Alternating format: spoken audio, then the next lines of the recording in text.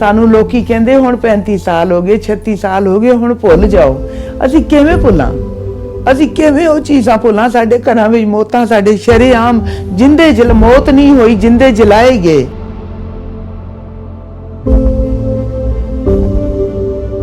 ਦੋ ਜੀ ਮੇਰੇ ਸਕੇ ਦੋ ਦਿਓਰ ਮੇਰੀਆਂ ਅੱਖਾਂ ਦੇ ਸਾਹਮਣੇ ਉਹਨਾਂ ਨੂੰ ਜਿੰਦਿਆਂ ਨੂੰ ਜਲਾਇਆ। ਉਹ ਕਿਵੇਂ ਤੜਫੇ, ਕਿਵੇਂ ਅਸੀਂ ਉਹਨਾਂ ਦੀਆਂ ਲਾਸ਼ਾਂ ਤੋਂ ਨਿਕਲ ਕੇ ਗਏ, ਕਿਵੇਂ ਰਸਤਿਆਂ ਵਿੱਚ ਹੋਰ ਲਾਸ਼ਾਂ ਸਨ ਜਿਨ੍ਹਾਂ ਨੂੰ ਕਿਤੇ ਕੁੱਤੇ ਖਿੱਚ ਰਹੇ ਸਨ, ਸੂਅਰ ਖਿੱਚ ਰਹੇ ਸਨ, ਉਹਨਾਂ ਦੇ ਉੱਪਰੋਂ ਦੀ ਨਿਕਲ ਕੇ ਅਸੀਂ ਕੈਂਪਾਂ ਵਿੱਚ ਪਹੁੰਚੇ। ਸਾਡਾ ਕਸੂਰ ਕੀ ਸੀ ਕਿ ਅਸੀਂ ਸਰਦਾਰ ਸੀ, ਹੋਰ ਸਾਡਾ ਕਸੂਰ ਕੋਈ ਨਹੀਂ ਸੀ। ਫੈਕਟਰੀਆਂ ਸਨ, ਗੋਦਾਮ ਸਨ, ਕੋਠੀਆਂ ਕਾਰਾਂ ਸਨ, ਸਭ ਕੁਝ ਸੀਗਾ ਤੇ ਰਾਤੋਂ ਰਾਤ ਸਾਨੂੰ ਨਹੀਂ ਪਤਾ ਸੀਗਾ ਕਿ ਕੱਲ ਦੇ ਦਿਨ ਅਸੀਂ ਭਿਖਾਰੀ ਬਣ ਜਾਵਾਂਗੇ, ਸਾਡੇ ਕੋਲ ਇੱਕ ਟਾਈਮ ਦੀ ਖਾਣ ਦੀ ਰੋਟੀ ਵੀ ਨਹੀਂ ਬਚੇਗੀ। ਤੇ ਉਹਨਾਂ ਦੇ ਤੁਸੀਂ ਦੇਖੋ ਭਈ ਉਹਨਾਂ ਦਾ ਛੋਟਾ ਬ੍ਰਦਰ ਸੀ, ਇੱਕ ਉਹਨਾਂ ਦੇ ਫਾਦਰ ਦੀ ਡੈਥ ਹੋ ਗਈ, ਉਹਨਾਂ ਦਾ ਇੱਕ ਬ੍ਰਦਰ ਮਾਰ ਦਿੱਤਾ ਗਿਆ, ਉਹਨਾਂ ਦੀ ਬਜ਼ੁਰਗ ਮਾਤਾ ਸੀ ਉਹਨਾਂ ਦੇ ਸਾਹਮਣੇ ਖੜੀ, ਛੋਟਾ ਬੇਟਾ ਸਾਹਮਣੇ ਖੜਾ ਔਰ ਉਹਦੇ ਸਾਹਮਣੇ ਉਹਦਾ ਮਤਲਬ ਉਹਦੇ ਬਲਤਕਾਰ ਹੁੰਦਾ ਪਿਆ। ਇਹ ਇਨਸਾਨੀਅਤ ਸੀਗੀ ਇਹਨਾਂ ਦੀ। ਠੀਕ ਸਮਝਦੇ ਹੋ ਇੰਦਰਾ ਗਾਂਧੀ ਦੇ ਕਤਲ ਨੂੰ? ਤੁਹਾਨੂੰ ਲੱਗਦਾ ਜੋ ਹੋਇਆ ਕਤਲ ਠੀਕ ਹੋਇਆ? ਇੰਦਰਾ ਗਾਂਧੀ ਨੂੰ ਮਾਰਨਾ ਠੀਕ ਸੀਗਾ? ਮੈਂ ਕਹਿੰਦੀ ਹਾਂ ਪਰਮਾਤਮਾ ਇਹੋ ਜਿਹੇ ਅਣਖੀਲੇ ਪੁੱਤ ਹਰ ਇੱਕ ਮਾਂ ਦੀ ਗੋਦੀ ਵਿੱਚ ਦੇਵੇ। ਮੈਨੂੰ ਮਾਣ ਹੈ ਉਹਨਾਂ ਤੇ ਕਿ ਜਿਨ੍ਹਾਂ ਨੇ ਇਹ ਕੰਮ ਕੀਤਾ। ਉਹਨਾਂ ਤੋਂ ਵਿਚਾਰੇ ਨੂੰ ਇਹ ਪਤਾ ਹੀ ਨਹੀਂ ਸੀਗਾ ਜੇ ਮੈਂ ਬਾਹਰ ਨਿਕਲਾਂਗਾ, ਬਚਣੇ ਤੇ ਉਹ ਅੰਦਰ ਵੀ ਨਹੀਂ ਸੀਗੇ, ਪਰ ਚਲੋ ਉਹ ਬਾਹਰ ਨਿਕਲਿਆ। ਉਹਨੇ ਜਦੋਂ ਦੇਖਿਆ ਤੇ ਉਹਨੂੰ ਉਸੇ ਟਾਈਮ ਖਿੱਚ ਕੇ ਉਹਦੇ ਮੂੰਹ ਦੇ ਵਿੱਚ ਪੈਟਰੋਲ ਪਾ ਕੇ ਉਹਨੂੰ ਜਿੰਦੇ ਨੂੰ ਅੱਗ ਲਗਾ ਦਿੱਤੀ। ਜਦੋਂ ਉਹ ਤੜਫਿਆ ਉਹਨੇ ਚੀਕਾਂ ਮਾਰੀਆਂ, ਬਚਾਓ ਬਚਾਓ। ਵੱਡਾ ਭਰਾ ਨਿਕਲਿਆ ਉਹਨੂੰ ਬਚਾਉਣ ਵਾਸਤੇ, ਉਹਦੇ ਵੀ ਗਲੇ ਦੇ ਵਿੱਚ ਟਾਇਰ ਪਾ ਕੇ ਮੂੰਹ ਦੇ ਵਿੱਚ ਪੈਟਰੋਲ ਪਾ ਕੇ ਉਹਨੂੰ ਵੀ ਜਿੰਦੇ ਨੂੰ ਜਲਾ ਦਿੱਤਾ। ਪਰ ਮੈਨੂੰ ਨਨਾਣ ਨੇ ਇੱਕੋ ਹੀ ਚੀਜ਼ ਕਹੀ ਹੈ, ਹੱਥ ਤੇ ਮੂੰਹ ਰੱਖ ਕੇ ਕਿ ਚੀਕ ਨਹੀਂ ਕੱਢਣੀ, ਇੱਥੇ ਰੋਣਾ ਨਹੀਂ ਹੈਗਾ ਭਈ ਕਿਸ ਨੂੰ ਇਹ ਨਾ ਪਤਾ ਲੱਗੇ ਭਈ ਮੈਂ ਇੱਥੋਂ ਕੁੜੀਆਂ ਲੈ ਕੇ ਬਾਹਰ ਜਾ ਰਹੀ ਹਾਂ। ਸਾਨੂੰ ਇੱਕ ਹਫ਼ਤੇ ਬਾਅਦ ਪਤਾ ਲੱਗਿਆ ਭਈ ਉਹ ਜਿੰਦੇ ਹੈਗੇ ਤੇ ਮੈਡੀਕਲ ਹਸਪਤਾਲ। ਤੁਹਾਨੂੰ ਇਹ ਲੱਗ ਰਿਹਾ ਸੀ ਵੀ ਉਹ ਵੀ ਨਹੀਂ ਰਹੇ? ਉਹ ਵੀ ਨਹੀਂ ਰਹੇ। ਅਸੀਂ ਉਹਨਾਂ ਨੂੰ ਵੀ ਰੋਂਦੇ ਸੀ ਭਈ ਹੈ ਨਹੀਂ ਆ, ਪਰ ਉਹ ਅਗਰ ਉਸ ਟਾਈਮ ਮਰ ਜਾਂਦੇ ਸ਼ਾਇਦ ਠੀਕ ਸੀਗਾ ਕਿ ਉਹਨਾਂ ਨੇ 35 ਸਾਲ ਜੋ ਹੋ ਗਿਆ ਹੈਗਾ ਉਹ ਮੈਂ ਜਾਣਦੀ, ਮੇਰਾ ਪਰਮਾਤਮਾ ਜਾਣਦਾ ਜਾਂ ਮੇਰੇ ਬੱਚੇ ਜਾਣਦੇ। ਇਹ ਸਾਰਾ ਮੈਂ ਕਹਿੰਦੀ ਹਾਂ ਔਰਤ ਦੇ ਨਾਮ ਤੇ ਕਲੰਕ ਹੈਗੀ ਆ ਸੋਨੀਆ ਗਾਂਧੀ। ਕਿਤੇ ਮੇਰੇ ਸਾਹਮਣੇ ਮਾਂ ਪੁੱਤਰ ਦੋਨਾਂ ਨੂੰ ਬਿਠਾ ਦੇਵਣ ਨਾ ਤੇ ਮੈਂ ਉਹਨਾਂ ਨੂੰ ਇਹੋ ਜਿਹੇ ਸਵਾਲ ਪੁੱਛਾਂ ਕਿ ਇੱਕ ਸਵਾਲ ਦਾ ਵੀ ਅਗਰ ਜਵਾਬ ਦੇ ਦੇਣਗੇ ਮੈਂ ਚੁੱਪ ਕਰਕੇ ਬਹਿ ਜਾਊਂਗੀ ਸਾਰੀ ਉਮਰ ਵਾਸਤੇ ਭਈ ਠੀਕ ਆ ਸਾਡੇ ਨਾਲ ਜੋ ਹੋਇਆ ਠੀਕ ਹੋਇਆ। ਉਹ ਕਿਉਂ ਕਾਤਲ ਸੀ? ਉਹਨੇ ਅਕਾਲ ਤਖਤ ਸਾਹਿਬ ਨੂੰ ਢਾਹ ਢੇਰੀ ਕਰਵਾਇਆ ਤੋਪਾਂ ਤੇ ਟੈਂਕਾਂ ਦੇ ਨਾਲ, ਦਰਬਾਰ ਸਾਹਿਬ ਨੂੰ ਢਾਹ ਢੇਰੀ ਕਰਵਾਇਆ, ਸਾਡੇ ਗੁਰੂ ਗ੍ਰੰਥ ਸਾਹਿਬ ਜੀ ਨੂੰ ਗੋਲੀਆਂ ਦੇ ਨਾਲ ਛੰਨੀ ਕੀਤਾ ਗਿਆ। ਇੱਕ ਬੱਚਾ ਬਚ ਗਿਆ, ਉਹਦੀ ਮਾਂ ਨੇ ਫਟਾਫਟ ਜਾ ਕੇ ਬਾਥਰੂਮ ਦੇ ਵਿੱਚ ਉਹਦਾ ਜੂੜਾ ਕੱਟਿਆ ਕੈਂਚੀ ਦੇ ਨਾਲ ਵੀ ਸ਼ਾਇਦ ਇਹਨੂੰ ਚੱਲ ਛੱਡ ਜਵਨ ਬਚ ਜਵੇ ਹੈ। ਉਹ ਕਿਸੇ ਨੇ ਕਹਿ ਦਿੱਤਾ ਵੀ ਇਹਨਾਂ ਦਾ ਇੱਕ ਲੜਕਾ ਬਚ ਗਿਆ ਹੈਗਾ। ਉਹਨੂੰ ਆ ਕੇ ਛੋਟਾ ਹੀ ਬੱਚਾ ਸੀਗਾ, ਉਹਨੂੰ ਆ ਕੇ ਜਿਵੇਂ 3-4 ਸਾਲਾਂ ਦਾ ਉੱਪਰ ਜੂੜੀ ਉਹਦੀ ਉਹ ਕੱਟ ਦਿੱਤੀ। ਉਹਨੂੰ ਬਾਹਰ ਆ ਕੇ ਅੰਦਰੋਂ ਖਿੱਚ ਕੇ ਲਿਆ ਕੇ ਬਾਹਰ ਲਿਆ ਕੇ ਤੰਦੂਰ ਵਿੱਚ ਸਿੱਟ ਦਿੱਤਾ। ਸਾਰੀ ਰਾਤ ਮੈਂ ਕਹਿੰਦੀ ਹਾਂ, ਮੈਂ ਆਪਣਾ ਤੁਹਾਨੂੰ ਦੱਸ ਰਹੀ ਹਾਂ, ਮੈਂ ਸਾਰੀ ਰਾਤ ਵਿੱਚ 1 ਘੰਟਾ ਜਾਂ 2 ਘੰਟੇ ਸੌਂਦੀ ਸੀ ਕਿਉਂ ਮੇਰੇ 4 ਬੱਚੇ ਸਨ, ਮੇਰਾ ਬੰਦਾ ਸੀ। ਮੈਂ ਇਹਨਾਂ 5 ਜੀਆਂ ਨੂੰ ਸ਼ਾਮ ਨੂੰ ਰੋਟੀ ਖਵਾਉਣੀ ਹੁੰਦੀ ਸੀ ਚਾਹੇ ਮੈਂ ਜਿੰਨੀ ਮਰਜ਼ੀ ਮਿਹਨਤ ਕਰਾਂ।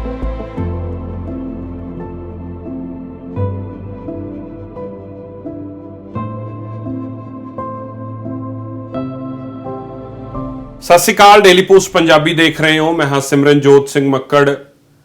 84 ਨਵੰਬਰ 1 ਸਿੱਖਾਂ ਦੀ ਵਿਉਂਤਬੰਦ ਤਰੀਕੇ ਦੇ ਨਾਲ ਨਸਲਕੁਸ਼ੀ ਸ਼ੁਰੂ ਹੁੰਦੀ ਹੈ। ਇੰਦਰਾ ਗਾਂਧੀ ਦੀ ਮੌਤ ਤੋਂ ਬਾਅਦ ਸਿੱਖਾਂ ਨੂੰ ਚੁਣ ਕੇ ਟਾਰਗੇਟ ਕਰਕੇ ਉਹਨਾਂ ਦੇ ਘਰਾਂ ਤੇ ਹਮਲੇ ਹੁੰਦੇ ਹੈ ਔਰ ਫਿਰ ਉਹਨਾਂ ਨੂੰ ਮਾਰਨ ਦਾ ਉਹ ਸਿਲਸਿਲਾ ਜਾਰੀ ਹੁੰਦਾ ਹੈ ਜੋ ਕਾਲਾ ਇਤਿਹਾਸ ਸਦਾ ਦੇ ਲਈ ਭਾਰਤ ਦੇ ਇਤਿਹਾਸ ਦੇ ਮੱਥੇ ਦੇ ਉੱਤੇ ਜਿਹੜਾ ਖੁਣਿਆ ਗਿਆ। ਬਹੁਤ ਸਾਰੀਆਂ ਐਸੀਆਂ ਕਹਾਣੀਆਂ ਤੁਸੀਂ ਸੁਣੀਆਂ ਹੋਣਗੀਆਂ, ਬਹੁਤ ਸਾਰੇ ਐਸੇ ਲੋਕਾਂ ਦੇ ਨਾਲ ਮਿਲੇ ਹੋਣਗੇ। ਕੁਝ ਇੱਕ ਪਰਿਵਾਰ ਆ ਕੇ ਲੁਧਿਆਣੇ ਵਸੇ ਔਰ ਉਹਨਾਂ ਦਾ ਜੀਵਨ ਪਿਛਲੇ 36 ਸਾਲਾਂ 'ਚ ਕੈਸਾ ਰਿਹਾ, ਕੀ ਬਦਲਾਅ ਆਏ, ਕਿ ਅੱਜ ਵੀ ਉਹ ਜ਼ਖਮ ਜਿਹੜੇ ਨੇ ਉਹਨਾਂ ਦੇ ਹਰੇ ਨੇ, ਉਸ ਬਾਰੇ ਅੱਜ ਗੱਲਬਾਤ ਕਰਾਂਗੇ। ਸੁਰਜੀਤ ਸਿੰਘ ਜੀ ਤੇ ਗੁਰਦੀਪ ਕੌਰ ਜੀ ਸਾਡੇ ਨਾਲ ਨੇ। ਸਤਿ ਸ਼੍ਰੀ ਅਕਾਲ ਜੀ, ਬਹੁਤ ਬਹੁਤ ਸਵਾਗਤ ਹੈ ਤੁਹਾਡਾ। ਗੁਰਦੀਪ ਕੌਰ ਜੀ, 36 ਸਾਲ ਭਾਵੇਂ ਬੀਤ ਗਏ ਹੋਣਗੇ ਪਰ ਮੈਨੂੰ ਲੱਗਦਾ ਹੈ ਕਿ ਉਹ ਸਾਰਾ ਮੰਜ਼ਰ, ਉਹ ਸਾਰੇ ਸੀਨ ਅੱਜ ਵੀ ਤੁਹਾਡੇ ਸਾਹਮਣੇ, ਤੁਹਾਡੀਆਂ ਅੱਖਾਂ ਅੱਗੇ ਘੁੰਮਦੇ ਆ? 36 ਸਾਲ ਹੋ ਗਏ। ਜੇਕਰ ਘਰ ਦੇ ਵਿੱਚ ਕਿਸੇ ਇੱਕ ਬੰਦੇ ਦੀ ਵੀ ਸਧਾਰਨ ਮੌਤ ਵੀ ਹੋ ਜਾਵੇ ਤੇ ਉਹ ਨਹੀਂ ਭੁੱਲੀ ਜਾ ਸਕਦੀ। ਸਾਡੇ ਤੇ ਪਤਾ ਨਹੀਂ ਕਿਤਨੇ ਹੀ ਹਜ਼ਾਰਾਂ ਲੋਕ ਜਿਹੜੇ ਬੇਕਸੂਰ ਸਾਡੀਆਂ ਅੱਖਾਂ ਦੇ ਸਾਹਮਣੇ ਮਰੇ। ਸਾਡੇ ਪਰਿਵਾਰ ਦੇ 2 ਜੀ, ਮੇਰੇ ਸਕੇ 2 ਦਿਓਰ, ਮੇਰੀਆਂ ਅੱਖਾਂ ਦੇ ਸਾਹਮਣੇ ਉਹਨਾਂ ਨੂੰ ਜਿੰਦਿਆਂ ਨੂੰ ਜਲਾਇਆ। ਉਹ ਕਿਵੇਂ ਤੜਫੇ, ਕਿਵੇਂ ਅਸੀਂ ਉਹਨਾਂ ਦੀਆਂ ਲਾਸ਼ਾਂ ਤੋਂ ਨਿਕਲ ਕੇ ਗਏ, ਕਿਵੇਂ ਰਸਤਿਆਂ ਵਿੱਚ ਹੋਰ ਲਾਸ਼ਾਂ ਸਨ ਜਿਨ੍ਹਾਂ ਨੂੰ ਕਿਤੇ ਕੁੱਤੇ ਖਿੱਚ ਰਹੇ ਸਨ, ਸੂਅਰ ਖਿੱਚ ਰਹੇ ਸਨ, ਉਹਨਾਂ ਦੇ ਉੱਪਰੋਂ ਦੀ ਨਿਕਲ ਕੇ ਅਸੀਂ ਕੈਂਪਾਂ ਵਿੱਚ ਪਹੁੰਚੇ। ਇਹ ਤੇ ਸ਼ਾਇਦ ਅਸੀਂ ਜਦੋਂ ਮਰਾਂਗੇ ਵੀ ਤੇ ਇਹ ਚੀਜ਼ ਜਿਹੜੀ ਇਹ ਚੀਜ਼ ਹੈਗੀ ਆ ਉਸ ਟਾਈਮ ਦਾ, ਜੋ ਦਰਦ ਹੈਗਾ ਉਸ ਟਾਈਮ ਦਾ, ਇਹ ਸਾਡੇ ਨਾਲ ਹੀ ਜਾਏਗਾ। ਇਹ ਸਾਡੇ ਜੀਂਦੇ ਜੀ ਅਸੀਂ ਕਦੀ ਭੁਲਾ ਨਹੀਂ ਸਕਦੇ। ਅਸੀਂ ਤੇ ਕੀ ਭੁਲਾਣਾ, ਸਾਡੇ ਬੱਚੇ ਵੀ ਇਹਨਾਂ ਚੀਜ਼ਾਂ ਨੂੰ ਨਹੀਂ ਭੁੱਲ ਸਕਦੇ। ਜਿਨ੍ਹਾਂ ਬੱਚਿਆਂ ਨੂੰ ਇਹ ਨਹੀਂ ਪਤਾ ਕਿ 84 ਵਿੱਚ ਕੀ ਹੋਇਆ, ਪਰ ਜਦੋਂ ਅਸੀਂ ਰੋਂਦੇ ਹਾਂ ਜਾਂ ਇਹ ਦਿਨ ਆਉਂਦੇ ਨੇ ਤੇ ਸਾਡੇ ਵਾਸਤੇ ਇਹ ਯਾਦ ਤਾਜ਼ਾ ਹੋ ਜਾਂਦੀ ਹੈ। ਸਾਨੂੰ ਇਹ ਜਾਪਦਾ ਸਾਡੇ ਨਾਲ ਅੱਜ ਹੀ ਇਹ ਸਭ ਕੁਝ ਹੋਇਆ। ਭਰੇ ਘਰ ਅਸੀਂ ਛੱਡੇ। ਇੱਕ ਰਾਤ ਪਹਿਲੇ ਅਸੀਂ ਆਪਣੇ ਘਰਾਂ ਵਿੱਚ ਰਾਜੇ ਸੀਗੇ। ਫੈਕਟਰੀਆਂ ਸਨ, ਗੋਦਾਮ ਸਨ, ਕੋਠੀਆਂ ਕਾਰਾਂ ਸਨ, ਸਭ ਕੁਝ ਸੀਗਾ। ਤੇ ਰਾਤੋਂ ਰਾਤ ਸਾਨੂੰ ਨਹੀਂ ਪਤਾ ਸੀਗਾ ਕਿ ਕੱਲ ਦੇ ਦਿਨ ਅਸੀਂ ਭਿਖਾਰੀ ਬਣ ਜਾਵਾਂਗੇ। ਸਾਡੇ ਕੋਲ ਇੱਕ ਟਾਈਮ ਦੀ ਖਾਣ ਦੀ ਰੋਟੀ ਵੀ ਨਹੀਂ ਬਚੇਗੀ। ਸਾਡਾ ਕਸੂਰ ਕੀ ਸੀ ਕਿ ਅਸੀਂ ਸਰਦਾਰ ਸੀ, ਹੋਰ ਸਾਡਾ ਕਸੂਰ ਕੋਈ ਨਹੀਂ ਸੀਗਾ। ਔਰ ਜਿਹਦੇ ਕਤਲ ਦੇ ਕਰਕੇ ਇਹ ਯੋਜਨਾਬੰਦ ਤਰੀਕੇ ਦੇ ਨਾਲ ਸਰਦਾਰਾਂ ਦੇ ਕਤਲੇਆਮ ਕਰਵਾਇਆ ਗਿਆ, ਅਗਰ ਸਹੀ ਮਾਇਨੇ ਦੇ ਵਿੱਚ ਦੇਖਿਆ ਜਾਵੇ ਉਹ ਇੱਕ ਕਾਤਲ ਸੀ। ਉਹ ਕਿਉਂ ਕਾਤਲ ਸੀ? ਉਹਨੇ ਅਕਾਲ ਤਖਤ ਸਾਹਿਬ ਨੂੰ ਢਾਹ ਢੇਰੀ ਕਰਵਾਇਆ ਤੋਪਾਂ ਤੇ ਟੈਂਕਾਂ ਦੇ ਨਾਲ। ਦਰਬਾਰ ਸਾਹਿਬ ਨੂੰ ਢਾਹ ਢੇਰੀ ਕਰਵਾਇਆ। ਸਾਡੇ ਗੁਰੂ ਗ੍ਰੰਥ ਸਾਹਿਬ ਜੀ ਨੂੰ ਗੋਲੀਆਂ ਦੇ ਨਾਲ ਛੰਨੀ ਕੀਤਾ ਗਿਆ। ਉਹ ਗੋਲੀਆਂ ਗੁਰੂ ਗ੍ਰੰਥ ਸਾਹਿਬ ਦੀ ਭੀੜ ਵਿੱਚ ਨਹੀਂ ਲੱਗੀਆਂ ਮਹਾਰਾਜ ਦੇ ਸਰੂਪ, ਉਹ ਹਰ ਇੱਕ ਨਾਨਕ ਨਾਮ ਲੈਵਾ ਇਨਸਾਨ ਦੇ ਸੀਨੇ ਵਿੱਚ ਲੱਗੀਆਂ। ਉਸ ਤੋਂ ਬਾਅਦ ਅਗਰ ਕੋਈ ਅਣਖੀਲੇ ਪੁੱਤ ਮਾਂ ਨੇ ਜੰਮੇ ਸਨ ਤੇ ਉਹਨਾਂ ਨੇ ਇਹ ਤਹੀਆ ਕਰ ਲਿਆ ਕਿ ਅਸੀਂ ਬਦਲਾ ਲੈਣਾ ਹੈਗਾ, ਤੇ ਉਹ ਇੱਕ ਕਾਤਲ ਦਾ ਅਗਰ ਕਤਲ ਹੋਇਆ ਤੇ ਇਹ ਵੀ ਉਹਨਾਂ ਨੂੰ ਪਤਾ ਸੀ ਸਰਕਾਰ ਨੂੰ ਕਿ ਇਹਨਾਂ ਨੂੰ ਤੇ ਅਸੀਂ ਫਾਂਸੀ ਤੇ ਚੜਾ ਦੇਣਾ ਹੈਗਾ। ਤੇ ਫਿਰ ਇੱਕ ਯੋਜਨਾਬੰਦ ਤਰੀਕੇ ਦੇ ਨਾਲ ਵੋਟਰ ਸੂਚੀਆਂ ਮੁਹੱਈਆ ਕਰਵਾ ਕੇ ਲੋਹੇ ਦੀਆਂ ਰਾਡਾਂ, ਇੱਕ ਕੋਈ ਪਾਊਡਰ ਉਹਨਾਂ ਨੂੰ ਮਿਲਿਆ ਹੋਇਆ ਸੀ, ਟਾਇਰ ਮਿਲੇ ਸਨ, ਪੈਟਰੋਲ ਮਿਲਿਆ ਸੀ। ਇਹ ਪੂਰੇ ਤਰੀਕੇ ਦੇ ਨਾਲ ਰਾਜੀਵ ਗਾਂਧੀ ਨੇ ਇੱਕ ਕਾਤਲ ਦਾ ਕਤਲ ਹੋ ਗਿਆ ਔਰ ਦੂਜਾ ਕਾਤਲ ਸਾਡੇ ਵਾਸਤੇ ਪੈਦਾ ਹੋ ਗਿਆ ਰਾਜੀਵ ਗਾਂਧੀ, ਜਿਹਨੇ ਯੋਜਨਾਬੰਦ ਤਰੀਕੇ ਦੇ ਨਾਲ ਮੀਟਿੰਗ ਕਰਕੇ ਕਿ ਜਿਹੜੇ ਇਲਾਕੇ ਦੇ ਵਿੱਚ ਜਿੰਨੇ ਜ਼ਿਆਦਾ ਸਰਦਾਰਾਂ ਦਾ ਕਤਲੇਆਮ ਹੋਏਗਾ, ਲੁੱਟ ਖੋਹ ਹੋਏਗੀ, ਉਹਨਾਂ ਦੀਆਂ ਪ੍ਰਾਪਰਟੀਆਂ ਸਾੜੋਗੇ, ਉਨੇ ਹੀ ਜ਼ਿਆਦਾ ਵੱਡੇ ਅਹੁਦਿਆਂ ਦੇ ਨਾਲ ਤੇ ਵਜ਼ੀਰੀਆਂ ਦੇ ਨਾਲ ਤੁਹਾਨੂੰ ਨਵਾਜਿਆ ਜਾਏਗਾ। ਤੁਸੀਂ ਠੀਕ ਸਮਝਦੇ ਹੋ ਇੰਦਰਾ ਗਾਂਧੀ ਦੇ ਕਤਲ ਨੂੰ? ਤੁਹਾਨੂੰ ਲੱਗਦਾ ਜੋ ਹੋਇਆ ਕਤਲ ਠੀਕ ਹੋਇਆ? ਇੰਦਰਾ ਗਾਂਧੀ ਨੂੰ ਮਾਰਨਾ ਠੀਕ ਸੀਗਾ? ਮੈਂ ਕਹਿੰਦੀ ਹਾਂ ਪਰਮਾਤਮਾ ਇਹੋ ਜਿਹੇ ਅਣਖੀਲੇ ਪੁੱਤ ਹਰ ਇੱਕ ਮਾਂ ਦੀ ਗੋਦੀ ਵਿੱਚ ਦੇਵੇ। ਮੈਨੂੰ ਮਾਣ ਹੈ ਉਹਨਾਂ ਤੇ ਕਿ ਜਿਨ੍ਹਾਂ ਨੇ ਇਹ ਕੰਮ ਕੀਤਾ। ਉਹਨਾਂ ਦੇ ਵਿੱਚ ਅਣਖ ਸੀ, ਉਹਨਾਂ ਦੇ ਵਿੱਚ ਗੈਰਤ ਸੀ, ਉਹਨਾਂ ਨੇ ਬਦਲਾ ਲਿਆ। ਇਹ ਹੋਣਾ ਚਾਹੀਦਾ ਸੀ, ਉਹ ਨਾ ਕਰਦੇ ਕੋਈ ਹੋਰ ਕਰ ਜਾਂਦਾ। ਪਰ ਇਹ ਬਹੁਤ ਜ਼ਰੂਰੀ ਸੀਗਾ ਵੀ ਜਿਨ੍ਹਾਂ ਨੇ ਸਾਡੇ ਦਰਬਾਰ ਸਾਹਿਬ ਨੂੰ ਢਹਿ ਢੇਰੀ ਕਰਵਾਇਆ, ਸਾਡੇ ਕੋਲ ਤੇ ਪਿੱਛੇ ਕੁਝ ਬਚ ਹੀ ਨਹੀਂ ਗਿਆ। ਸਾਡੇ ਲੋਕਾਂ ਨੂੰ ਮਾਰ ਦਿੰਦੇ, ਸਾਡੇ ਘਰ ਲੁੱਟੇ ਜਾਂਦੇ, ਕੁਝ ਵੀ ਕਰ ਦਿੰਦੇ, ਅਸੀਂ ਸ਼ਾਇਦ ਉਸ ਚੀਜ਼ ਨੂੰ ਫਿਰ ਵੀ ਭੁੱਲ ਜਾਂਦੇ। ਪਰ ਜੋ ਦਰਬਾਰ ਸਾਹਿਬ ਦੇ ਨਾਲ ਹੋਇਆ ਉਹ ਕਦੀ ਨਹੀਂ ਭੁੱਲਾਂਗੇ। ਫਿਰ ਉਸ ਤੋਂ ਬਾਅਦ ਜਦੋਂ ਇੰਦਰਾ ਗਾਂਧੀ ਦੇ ਕਤਲ ਤੋਂ ਬਾਅਦ ਇਹਨਾਂ ਨੇ ਜੋ ਸਾਡੀਆਂ ਧੀਆਂ ਭੈਣਾਂ ਦੇ ਨਾਲ ਕੀਤਾ, ਉਹ ਅਸੀਂ ਕਦੀ ਜ਼ਿੰਦਗੀ ਵਿੱਚ ਭੁੱਲ ਸਕਦੇ ਹਾਂ? ਉਹਨਾਂ ਧੀਆਂ ਭੈਣਾਂ ਦਾ ਕੀ ਕਸੂਰ ਸੀਗਾ ਜਿਨ੍ਹਾਂ ਧੀਆਂ ਭੈਣਾਂ ਦੀਆਂ ਇੱਜ਼ਤਾਂ ਲੁੱਟੀਆਂ ਗਈਆਂ? ਇੱਕ ਸਾਡਾ ਗਵਾਹ ਹੈਗਾ, ਉਹ ਆਪਣੇ ਉੱਥੇ ਰਹਿੰਦੇ ਅਮਰੀਕਾ ਦੇ ਵਿੱਚ, ਨਾਮ ਮੇਰੇ ਦਿਮਾਗ ਵਿੱਚ ਨਹੀਂ ਆ ਰਿਹਾ, ਤੇ ਉਹਨਾਂ ਦੇ ਤੁਸੀਂ ਦੇਖੋ ਭਈ ਉਹਨਾਂ ਦਾ ਛੋਟਾ ਬ੍ਰਦਰ ਸੀ। ਇੱਕ ਉਹਨਾਂ ਦੇ ਫਾਦਰ ਦੀ ਡੈਥ ਹੋ ਗਈ, ਉਹਨਾਂ ਦਾ ਇੱਕ ਬ੍ਰਦਰ ਮਾਰ ਦਿੱਤਾ ਗਿਆ। ਉਹਨਾਂ ਦੀ ਬਜ਼ੁਰਗ ਮਾਤਾ ਸੀ ਉਹਨਾਂ ਦੇ ਸਾਹਮਣੇ ਖੜੀ, ਛੋਟਾ ਬੇਟਾ ਸਾਹਮਣੇ ਖੜਾ, ਔਰ ਉਹਦੇ ਸਾਹਮਣੇ ਉਹਦਾ ਮਤਲਬ ਉਹਦੇ ਬਲਾਤਕਾਰ ਹੁੰਦਾ ਪਿਆ। ਇਹ ਇਨਸਾਨੀਅਤ ਸੀਗੀ ਇਹਨਾਂ ਦੀ?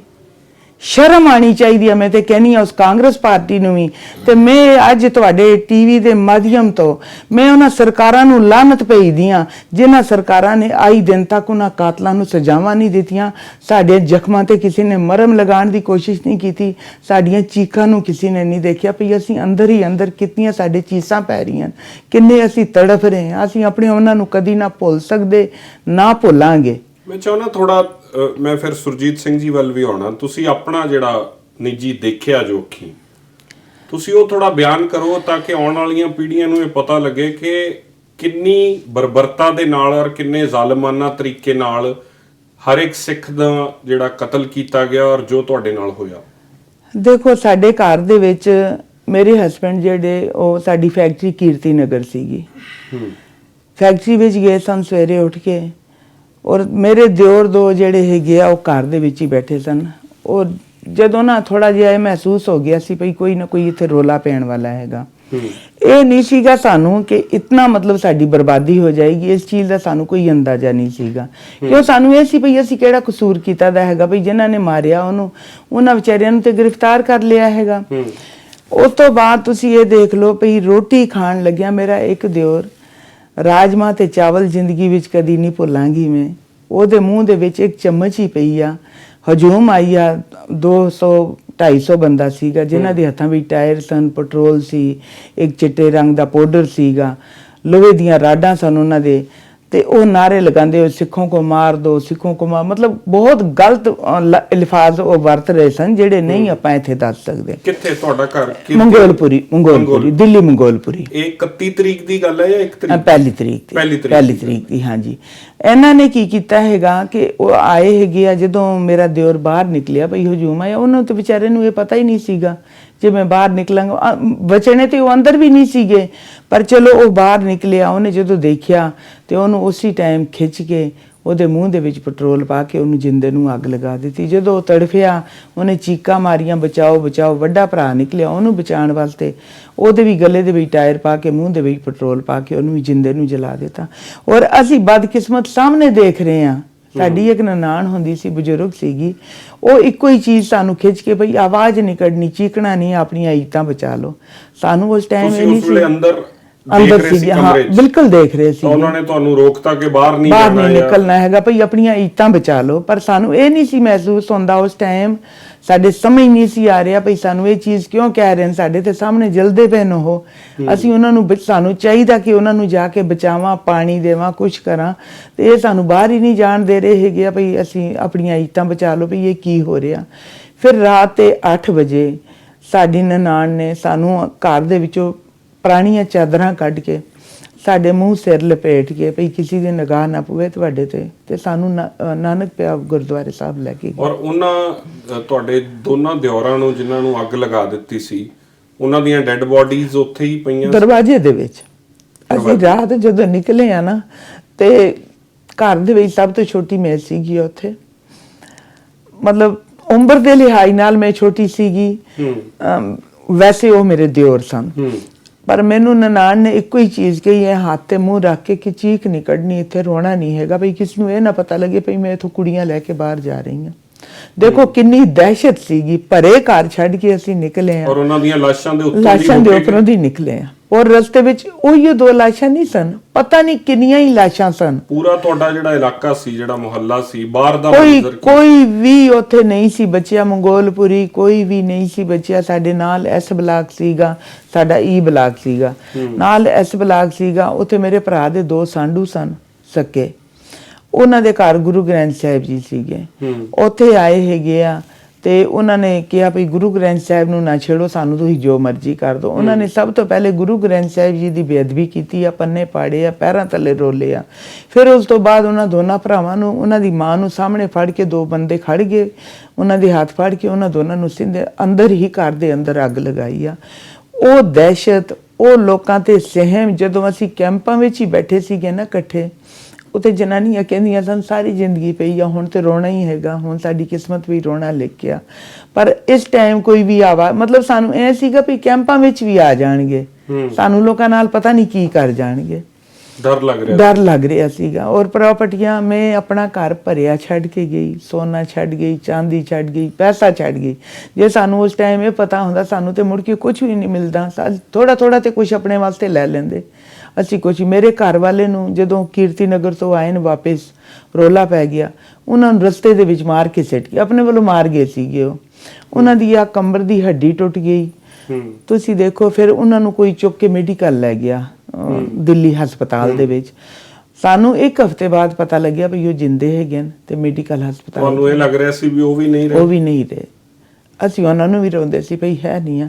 ਪਰ ਉਹ ਅਗਰ ਉਸ ਟਾਈਮ ਮਰ ਜਾਂਦੇ ਸ਼ਾਇਦ ਠੀਕ ਸੀਗਾ, ਕਿ ਉਹਨਾਂ ਨੇ 35 ਸਾਲ ਜੋਬ ਹੋ ਗਿਆ ਹੈਗਾ, ਉਹ ਮੈਂ ਜਾਣਦੀ, ਮੇਰਾ ਪਰਮਾਤਮਾ ਜਾਣਦਾ ਜਾਂ ਮੇਰੇ ਬੱਚੇ ਜਾਣਦੇ।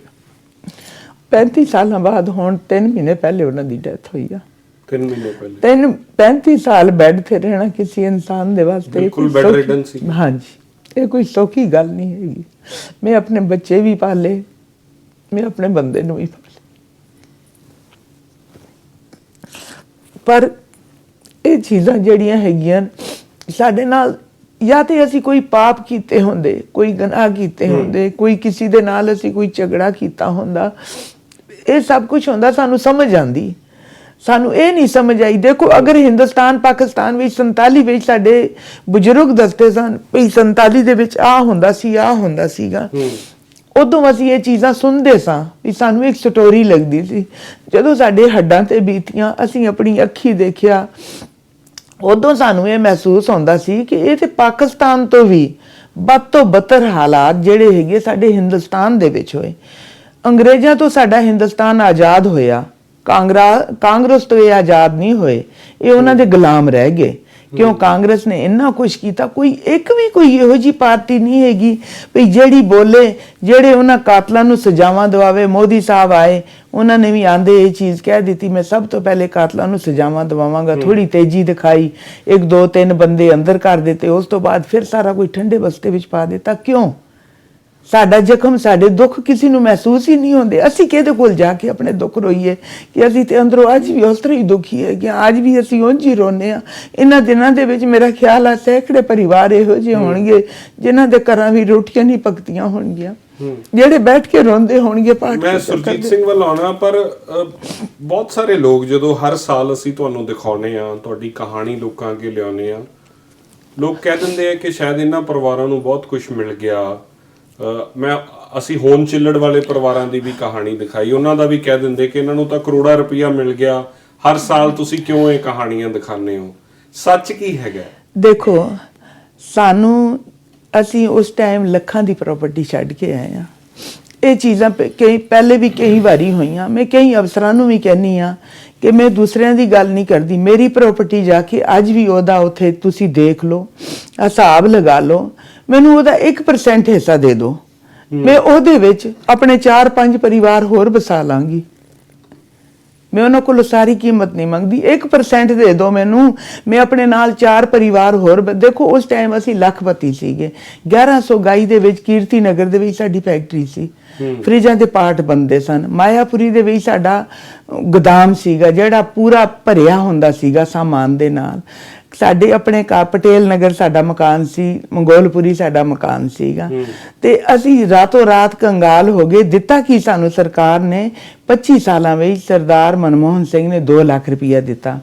ਆਹ ਜਿਹੜੇ ਫਲੈਟ 2 ਲੱਖ ਰੁਪਇਆ, ਉਹ 2 ਲੱਖ ਵੀ ਸਾਨੂੰ ਜਲੀਲ ਕਰ ਕਰਕੇ ਦਿੱਤਾ ਗਿਆ।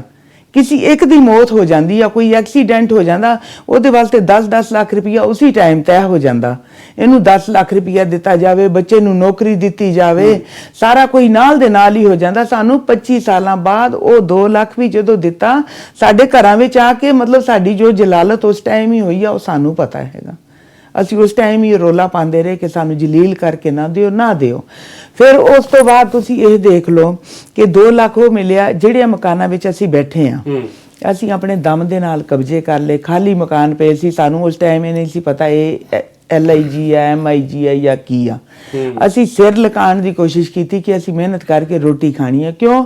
ਦੋਨਾਂ ਹੱਥਾਂ ਨਾਲ ਜਦੋਂ ਹਰ ਦਿਨ ਉੱਠ ਕੇ ਤੁਸੀਂ ਕਿਸੇ ਨੂੰ ਦਾਨ ਦਿੰਦੇ ਹੋਵੋਗੇ ਤੇ ਰੱਬ ਨਾ ਕਰੇ ਕੋਈ ਇਹੋ ਜਿਹਾ ਟਾਈਮ ਆਵੇ ਆਪਾਂ ਇਹ ਨਹੀਂ ਕਰ ਸਕੇ ਕਦੀ ਵੀ। ਅਸੀਂ ਹੱਥ ਨਹੀਂ ਅੱਡ ਸਕੇ। ਅਸੀਂ ਮਿਹਨਤ ਕੀਤੀ ਆ ਸਾਰੀ ਰਾਤ। ਮੈਂ ਕਹਿੰਦੀ ਆ, ਮੈਂ ਆਪਣਾ ਤੁਹਾਨੂੰ ਦੱਸ ਰਹੀ ਹਾਂ, ਮੈਂ ਸਾਰੀ ਰਾਤ ਵਿੱਚ 1 ਘੰਟਾ ਜਾਂ 2 ਘੰਟੇ ਸੌਂਦੀ ਸੀ। ਕਿਉਂ? ਮੇਰੇ 4 ਬੱਚੇ ਸਨ, ਮੇਰਾ ਬੰਦਾ ਸੀਗਾ।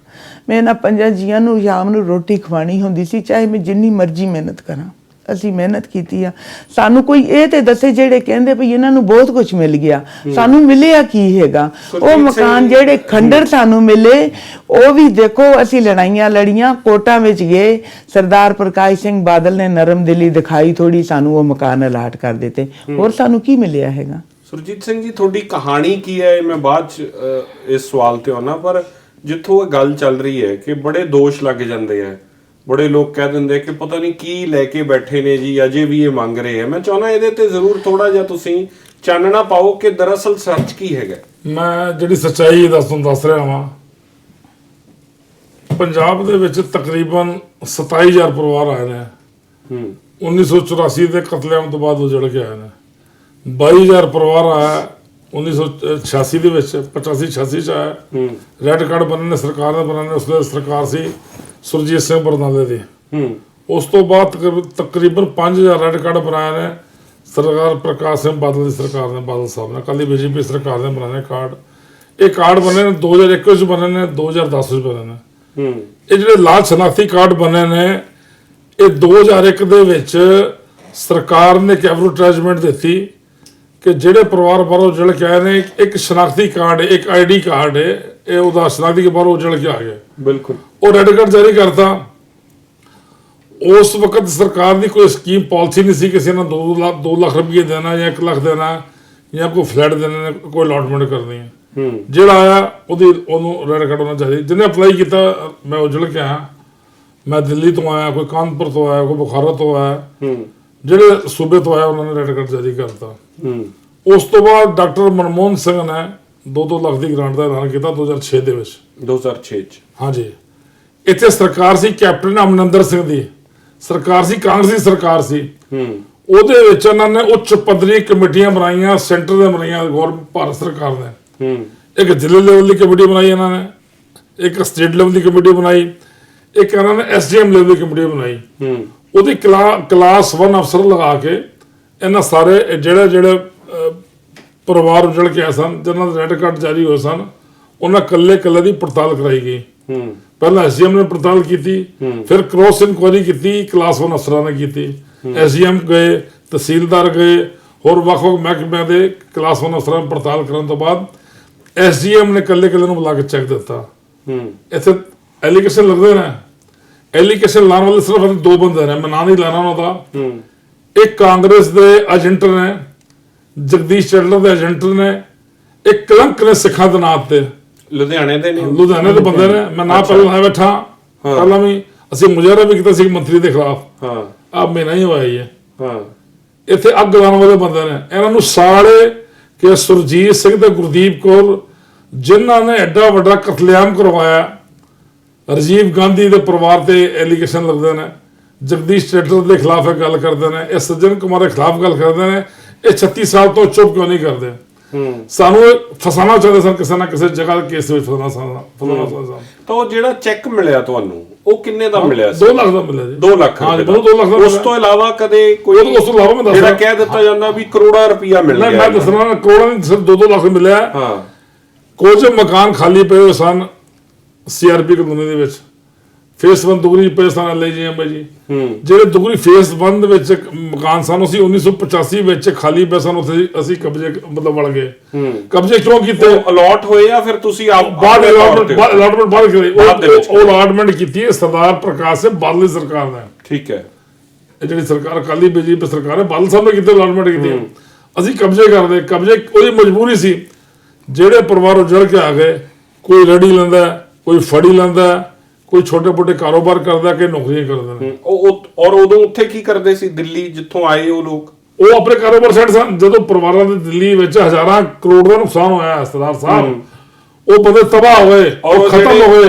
ਜਦੋਂ ਉਹਨੇ ਮਜਬੂਰੀ ਸੀ ਉਹਨਾਂ ਦੀ, ਰੋਟੀ ਕਿੱਥੋਂ ਖਾਣ? ਜਿਹੜੇ ਪਰਿਵਾਰ ਤੁਸੀਂ ਕਹਿ ਰਹੇ ਹੋ ਉਹਨਾਂ ਫਲੈਟਾਂ 'ਚ ਰਹਿ ਰਹੇ ਆ LIG 'ਚ ਉੱਥੇ, ਹਾਂਜੀ, ਉਹ ਹੁਣ ਕਾਰੋਬਾਰ ਕੀ ਕਰਦੇ? ਉਹ ਕਾਰੋਬਾਰ ਕੋਈ ਰੇੜੀਆਂ ਲਾਉਂਦਾ, ਜੇ ਕੋਈ ਫੜੀਆਂ ਲਾਉਂਦਾ। ਅੱਛਾ। ਉਹ ਮੈਂ ਛੋਟੇ ਬੂਥ ਬਾਦਲ ਸਾਹਿਬ ਨੇ ਦਿੱਤੇ ਸਨ, 500 ਬੂਥ ਲਾਟ ਕੀਤੇ ਸਨ, 8-10 ਦੀ ਜਗ੍ਹਾ, ਉਹ ਜਗ੍ਹਾ ਤੇ ਲਾਟ ਕੀਤੀ ਸੀ। ਉਹ ਜਗ੍ਹਾ ਮੈਂ ਲਾਟ ਕਰਕੇ ਡਰਾ ਕੱਢਿਆ ਸੀ। ਡਰਾ ਕੱਢਣ ਤੋਂ ਬਾਅਦ ਉਹਦੀ ਕੀਮਤ ਸੀ 88,000 ਰੁਪਏ। ਉਹਦੇ ਪੇਡ ਕਰਕੇ ਉਹ 8-10 ਵਿੱਚ ਲੋਕ ਕਾਰੋਬਾਰ ਵੀ ਕਰਦੇ ਨੇ ਆਪਣੇ। ਠੀਕ ਹੈ। ਆਟੋ ਬੁੱਕ ਚਲਾਉਂਦੇ ਨੇ, ਕੋਈ ਰੇੜੀ ਲਾਉਂਦਾ, ਕੋਈ ਨੌਕਰੀਆਂ ਕਰਦੇ ਨੇ। ਇਸ ਤਰੀਕੇ ਦੇ ਨਾਲ ਜਿਹੜਾ ਸਿਸਟਮ ਚੱਲ ਰਿਹਾ। ਕਈ ਸਾਡੀਆਂ ਜਿਹੜੇ ਵਿਧਵਾ ਭੈਣਾਂ ਨੇ, ਜਿਨ੍ਹਾਂ ਦੇ ਇੱਕ ਫੈਮਿਲੀ ਵਿੱਚ 4-4, 5-5 ਜੀਆਂ ਦਾ ਕਤਲੇਆਮ ਹੋਇਆ, ਉਹ ਕਈ ਸਾਲਾਂ ਤੱਕ ਉਹ ਗੁਰਦੁਆਰਾ ਵਿੱਚ ਸੇਵਾ ਕਰਦੇ ਰਹੀਆਂ, ਕਈ ਭਾਂਡੇ ਮਾਂਜਦੇ ਰਹੀਆਂ। ਮਤਲਬ ਇਹਨਾਂ ਦੀ ਹਾਲਤ ਬਹੁਤ ਬੱਤਰ ਹਾਲਤ ਸੀ। ਮੈਂ ਆਇਆ UP ਤੋਂ, ਪ੍ਰਾਪਰਟੀ ਵਿੱਚ ਗਿਆ ਸੀ। ਮੈਂ ਤੁਹਾਨੂੰ ਸਾਡੇ ਨੁਕਸਾਨ ਹੋਇਆ ਸੀ, ਮੈਂ UP ਟਾਵਾ ਤੋਂ ਆਇਆ, ਡਿਸਟ੍ਰਿਕਟ ਤੋਂ ਆਇਆ। ਸਾਡੇ ਸ਼ਹਿਰ ਵਿੱਚ 3 ਸਿੱਖਾਂ ਦਾ ਕਤਲੇਆਮ ਹੋਇਆ, 3 ਸਿੱਖ ਮਰੇ ਸਨ। ਉਹ ਜਾ ਰਹੇ ਸਨ, ਰਾਹ 'ਚ ਉਹਨਾਂ ਘੇਰ ਕੇ ਕਾਂਗਰਸੀ ਮਾਰਤਾ। ਲੋਕਾਂ ਦੀ ਦੁਕਾਨਾਂ ਸਭ ਸਾੜਤੀਆਂ, 80% ਲੋਕਾਂ ਦੀਆਂ ਦੁਕਾਨਾਂ ਸਾੜਤੀਆਂ, ਸਾਰੇ ਲੋਕਾਂ ਦੇ ਕਾਰੋਬਾਰ ਲੁੱਟ ਲਏ ਗਏ ਉੱਥੇ। ਨੁਕਸਾਨ ਬਹੁਤ ਲੋਕ ਹੋਇਆ, ਲੇਕਿਨ ਸਾਡੇ ਉੱਥੇ ਜਿਹੜਾ ਨੁਕਸਾਨ ਸੀ ਨਾ, ਜਾਨੀ ਨੁਕਸਾਨ ਘੱਟ ਹੋਇਆ। ਕਾਨਪੁਰ ਦਾ ਸਾਡੇ ਤੋਂ ਰਸਤਾ 1.5 ਘੰਟੇ ਦਾ, ਕਾਨਪੁਰ ਤਕਰੀਬਨ 300 ਸਿੱਖਾਂ ਨੂੰ ਮਾਰਤਾ, ਕਤਲੇਆਮ ਕਰਤਾ, 56 ਕੁੜੀਆਂ ਚੁੱਕ ਕੇ ਲੈ ਗਏ। ਉਹਦੀ CBI ਇਨਕੁਆਇਰੀ ਹੋਈ, 14 ਕਮਿਸ਼ਨ ਬਣੇ ਨੇ ਹੁਣ ਤੱਕ। ਕਾਨਪੁਰ ਦੇ ਵਿੱਚ ਹੁਣ ਪਿਛਲੇ ਸਾਲ ਜਿਹੜੀ ਇਹ ਕੁਝ ਅਫਸਰ ਸ਼ਾਮਿਲ ਸਨ ਪੁਲਿਸ ਦੇ ਵਿੱਚ ਜਿਹਨਾਂ ਕਤਲੇਆਮ ਕਰਵਾਇਆ, ਉਹ ਫੈਲੇ ਗੁੰਮ ਕਰਤੀਆਂ ਉੱਥੇ ਅਕਾਲੀ BJP ਸਰਕਾਰ ਨੇ। ਉਹ ਫੈਲੇ ਨੇ, ਉਹ ਡੈਪੂਟੇਸ਼ਨ ਮਿਲੇ ਨੇ, ਅਕਾਲੀ ਦਾ ਡੈਪੂਟੇਸ਼ਨ ਗਿਆ ਉੱਥੇ, ਉਹਨੂੰ ਮਿਲ ਕੇ ਆਇਆ ਨੇ, ਯੋਗੀ ਨੂੰ ਮਿਲ ਕੇ ਆਇਆ ਨਾ, ਇਹਦੀ ਪੜਤਾਲ ਕਰੋ ਜੀ, CBI ਫਾਈਲਾਂ ਕਿੱਥੇ ਗਈਆਂ ਨੇ। ਉਹ ਸਜ਼ਾਵਾਂ ਤੇ ਕੀ ਮਿਲਣਗੀਆਂ, ਫੈਲੇ ਗੁੰਮ ਕਰਤੀਆਂ ਉਹਨਾਂ ਨੇ, ਸਰਕਾਰਾਂ ਨੇ ਕਰਤੀਆਂ ਨੇ। ਇਹ ਬੜੀ ਵੱਡੀ ਬੇਇਨਸਾਫੀ ਸਾਡੇ ਨਾਲ ਹੋ ਰਹੀ, ਸਿੱਖਾਂ ਨਾਲ ਹੋ ਰਹੀ ਹੈ। ਤਾਂ ਕੀ ਇਹ ਪੋਲੀਟੀਕਲ ਹੋ ਗਿਆ ਮੈਟਰ, ਤੁਹਾਨੂੰ ਤਾਂ ਫੇਸ ਕਰਨੀਆਂ ਪੈ ਰਹੀਆਂ ਚੀਜ਼ਾਂ ਕਿ ਗੱਲ ਇੱਥੇ ਹੁਣ ਲੁਧਿਆਣੇ ਦੇ ਵਿੱਚ ਵੀ ਸਿਆਸਤ ਤੇ ਆ ਕੇ ਟਿੱਗੀ, ਤਾਂ ਤੁਹਾਨੂੰ ਇਹ ਜਿਹੜੀਆਂ ਜਿੰਨੇ ਤੁਹਾਡੇ ਤੇ ਐਲੀਗੇਸ਼ਨ ਲੱਗਦੇ? ਗੱਲ ਐਲੀਗੇਸ਼ਨ ਸਾਡੇ ਤੇ ਨਹੀਂ ਲੱਗਦੇ। ਜੇ ਤੇ ਸੁਰਜੀਤ ਸਿੰਘ ਨੂੰ ਕੋਈ ਟਰੱਕ ਭਰ ਕੇ ਨੋਟਾਂ ਦਾ ਵੇਚ ਦਿੱਤਾ ਮਨਮੋਹਨ ਸਿੰਘ ਨੇ, ਜਾ ਕੇ ਤੂੰ ਵੰਡ ਦੇ, ਫਿਰ ਤਾਂ ਗੱਲ ਵੱਖਰੀ ਹੈ। ਮੈਂ ਅੱਧੇ ਰੱਖ ਲੈਣਾ, ਅੱਧੇ ਮੈਂ ਵੰਡ ਦੇਣਾ। ਉਹ ਕੈਪਟਨ ਸਰਕਾਰ ਅਮਰਿੰਦਰ ਸਿੰਘ ਦੀ ਸਾਨੂੰ ਕਹਿੰਦੇ ਨੇ ਤੁਸੀਂ ਅਕਾਲੀ ਦਲ ਦੇ ਬੰਦੇ ਹੋ, ਸਾਡੇ ਐਲੀਗੇਸ਼ਨ ਲੱਗਦਾ ਨਾ। ਇਹ ਐਲੀਗੇਸ਼ਨ ਇਹ ਕਿਸੇ ਦਾ, ਉਹ ਸਾਡੀ ਮਜਬੂਰੀ ਹੈ ਕਿ ਸਾਡੀ ਜਿੱਥੇ ਹੁਣ ਹਾਈ ਕੋਰਟ ਦੇ ਕੇਸ ਚੱਲਦੇ ਪਏ ਨੇ, ਸੁਪਰੀਮ ਕੋਰਟ ਕੇਸ ਚੱਲਦੇ ਨੇ, SGPC ਸਾਡੇ ਵਕੀਲ ਕਰਾ ਕੇ ਦਿੰਦੀ, ਸਾਡੇ ਉੱਥੇ ਫੀਸ ਉਹ ਦਿੰਦੀ ਹੈ SGPC ਦੀ। ਹਾਂ, ਸਰਦਾਰ ਬਾਦਲ ਨੇ ਕਈ ਵਾਰ ਸਾਡੇ ਆਪਣੇ ਕੋਲੋਂ ਚੈੱਕ ਦੇ ਕੇ, ਤੁਸੀਂ ਅਫੋਰਡ ਨਹੀਂ ਕਰਦੇ ਕਿ ਉਹ ਸਾਡੇ ਕੋਲ ਨਹੀਂ ਪੈਸੇ ਹੈਗੇ, ਸਾਡੇ ਕੋਲ ਨਹੀਂ ਪੈਸੇ। ਹਾਂ, ਦਿੱਲੀ ਗੁਰਦੁਆਰਾ ਪ੍ਰਬੰਧਕ ਕਮੇਟੀ, ਸ਼੍ਰੋਮਣੀ ਕਮੇਟੀ, ਅਕਾਲੀ ਦਲ, ਸੁਖਬੀਰ ਜੀ ਬੈਠੇ ਨੇ, ਇਹ ਸਾਰੀ ਪਾਰਟੀ, ਇਹ ਜਿਹੜੀ ਪਾਰਟੀ ਹੈ ਨਾ, ਇਹ ਪੰਥਕ ਪਾਰਟੀ ਹੈ। ਇਹਨਾਂ ਨੂੰ ਹਮਦਰਦੀ ਹੈ ਸਿੱਖਾਂ ਦੇ ਨਾਲ ਕਿ ਸਿੱਖਾਂ ਦਾ ਕਤਲੇਆਮ। ਹੁਣ ਕਾਂਗਰਸੀ ਜਿਹੜੇ ਨੇ ਇਹ ਕਹਿੰਦੇ ਜੋ ਸਾਡੇ ਕੋਲ ਵੀ ਖੂਨ ਫਿਰਦੇ ਨੇ, ਤੇ ਇਹਨਾਂ ਦਾ ਵਾਸਤੇ ਸਾਨੂੰ ਬਾਹਰ ਕੱਢ ਦੇਣਾ ਇਥੋਂ। ਮੈਂ ਤੁਹਾਨੂੰ ਦੱਸਾਂ, ਇਹ ਤਾਂ ਜਿਹੜੇ 2-3 ਨਾਲ ਦੇ, ਮੈਂ ਕੀ ਕਹਾਂ, ਮੈਂ ਗੰਦੀ ਗੱਲ ਨਹੀਂ ਕਰਦਾ, ਜਿਹੜਾ ਝੂਠਾ ਜੀ ਇਹਨਾਂ ਨਹੀਂ, ਅਸੀਂ ਭਾਵੇਂ ਇਹਨਾਂ ਨੂੰ ਠੀਕ ਕਰ ਲਈ 2 ਮਿੰਟ ਠੀਕ ਕਰ ਸਕਦੇ, ਲੇਕਿਨ ਅਸੀਂ ਕਾਨੂੰਨ ਹੱਥ ਨਹੀਂ ਲਾਉਣਾ ਚਾਹੁੰਦੇ। ਇਹਨਾਂ ਨੇ ਸਿੱਖਾਂ ਨੂੰ ਬੜਾ ਬਦਨਾਮ ਕੀਤਾ। ਇਹ ਕਲੰਕ ਨੇ 84 ਦੇ ਕਤਲੇਆਮ ਪੀੜਤਾਂ, ਇਹ ਗਦਾਰ ਹਰ ਪਾਸੇ ਹੁੰਦਾ ਨੇ। ਸਿੱਖਾਂ 'ਚ ਗਦਾਰ ਦਾ ਨਾ ਕੌਮ ਇੱਕ ਹੋਵੇ ਤੇ ਕਦੀ ਤੋਂ ਫੇੜ ਨਾ ਪਵੇ, ਤੇ ਸਾਰੇ ਸਿੱਖਾਂ ਦੇ ਮਸਲੇ ਹੱਲ ਹੋ ਜਾਣ। ਸਾਡੇ ਪਿੱਠ ਵਿੱਚ ਛੁਰੇ ਮਾਰਨ ਵਾਲੇ ਕੌਮ ਦੇ ਵਿੱਚ ਬੜੇ ਬੜੇ ਇੱਥੇ ਬੈਠੇ ਨੇ, ਗਦਾਰ ਬੈਠੇ ਨੇ। ਇਸ ਕਰਕੇ ਸਿੱਖਾਂ ਦਾ ਬਹੁਤ ਨੁਕਸਾਨ ਹੋਇਆ। ਇੱਕਾ ਦੁੱਕਾ ਹਰ ਜਗ੍ਹਾ ਹੁੰਦਾ ਨੇ, ਮਾੜੇ ਚੰਗੇ ਹੁੰਦੇ ਨੇ, ਤੇ ਜਿੰਦੀ ਅਸੀਂ ਪਰਵਾਹ ਨਹੀਂ ਕੀਤੀ, ਨਾ ਪਰਵਾਹ ਕਰਾਂਗੇ। ਅਸੀਂ ਗੁਰੂ ਮਹਾਰਾਜ ਦੇ ਪਾਣੇ 'ਚ ਰਹਿਣ ਵਾਲੇ ਬੰਦੇ ਆ। ਜਿਹੜੇ ਕਾਤਲ ਨੇ ਅਸੀਂ ਉਹਨਾਂ ਨੂੰ ਸਜ਼ਾਵਾਂ ਦਿਵਾਉਣ ਵਾਸਤੇ ਜਦੋਂ ਤੱਕ ਸਾਡੇ ਸਾਹ ਵਿੱਚ ਸਾਹ, ਇਹ ਲੜਾਈ ਜਾਰੀ ਰਹੇਗੀ। ਲੜਾਈ ਜਾਰੀ ਹੈ, ਲੜਾਈ ਜਾਰੀ ਰਹੇਗੀ। ਸਾਨੂੰ 36 ਸਾਲ ਹੋ ਗਏ ਨੇ, ਗੁਰਦੀਪ ਕੌਰ ਮੇਰੇ ਨਾਲ ਬੈਠੀ ਹੈ, ਸਾਡਾ ਬੰਦੇ 10 ਤੁਰੇ, 20 ਤੁਰੇ, 100 ਤੁਰੇ, 200 ਤੁਰਿਆ, ਜਿੰਨਾ ਮਰਜ਼ੀ ਤੁਰਿਆ, ਅਸੀਂ ਪਰਵਾਹ ਨਹੀਂ ਜ਼ਿੰਦਗੀ ਕੀਤੀ। ਅਸੀਂ ਗੁਰੂ ਸਾਹਿਬ ਦਾ ਓਟ ਆਸਰਾ ਲੈ ਕੇ ਜਿਹੜੀ ਸੱਚਾਈ ਨੂੰ ਸਮਝ ਲਿਆਵਾਂਗੇ, ਤੇ ਜਿਨ੍ਹਾਂ ਨੇ ਜਿਹੜੇ ਦੋਸ਼ੀ ਨੇ ਉਹਨਾਂ ਨੂੰ ਸਜ਼ਾਵਾਂ ਜਦ ਤੱਕ ਨਹੀਂ ਹੋਣਗੀਆਂ, ਇਹ ਚੈਨ ਨਾਲ ਜਿਹੜੇ ਅਸੀਂ ਨਹੀਂ ਬੈਠਾਂਗੇ। ਜਿਹੜੀ ਮੁੜ ਵਸੇਬੇ ਦੀ ਗੱਲ ਹੈ, ਜਿਹੜੇ ਅਕਾਲੀ BJP ਨੇ ਸਾਡੇ ਇੱਥੇ ਰੈੱਡ ਕਾਰਡ ਬਣਾਏ, ਸਾਨੂੰ ਮਕਾਨ ਦੇਣੇ ਸਨ, ਉਹਦੇ ਫੈਸਲੇ ਕੀਤੇ, ਹਾਈ ਕੋਰਟ ਕੇਸ ਚੱਲਦੇ ਪਏ ਸਨ, ਕਈ ਮਸਲੇ ਪੈਂਡਿੰਗ ਨੇ। ਇਹ ਕਾਂਗਰਸ ਨੇ ਆ ਕੇ ਸਾਰੇ ਮਸਲੇ ਬੰਦ ਕਰਤੇ।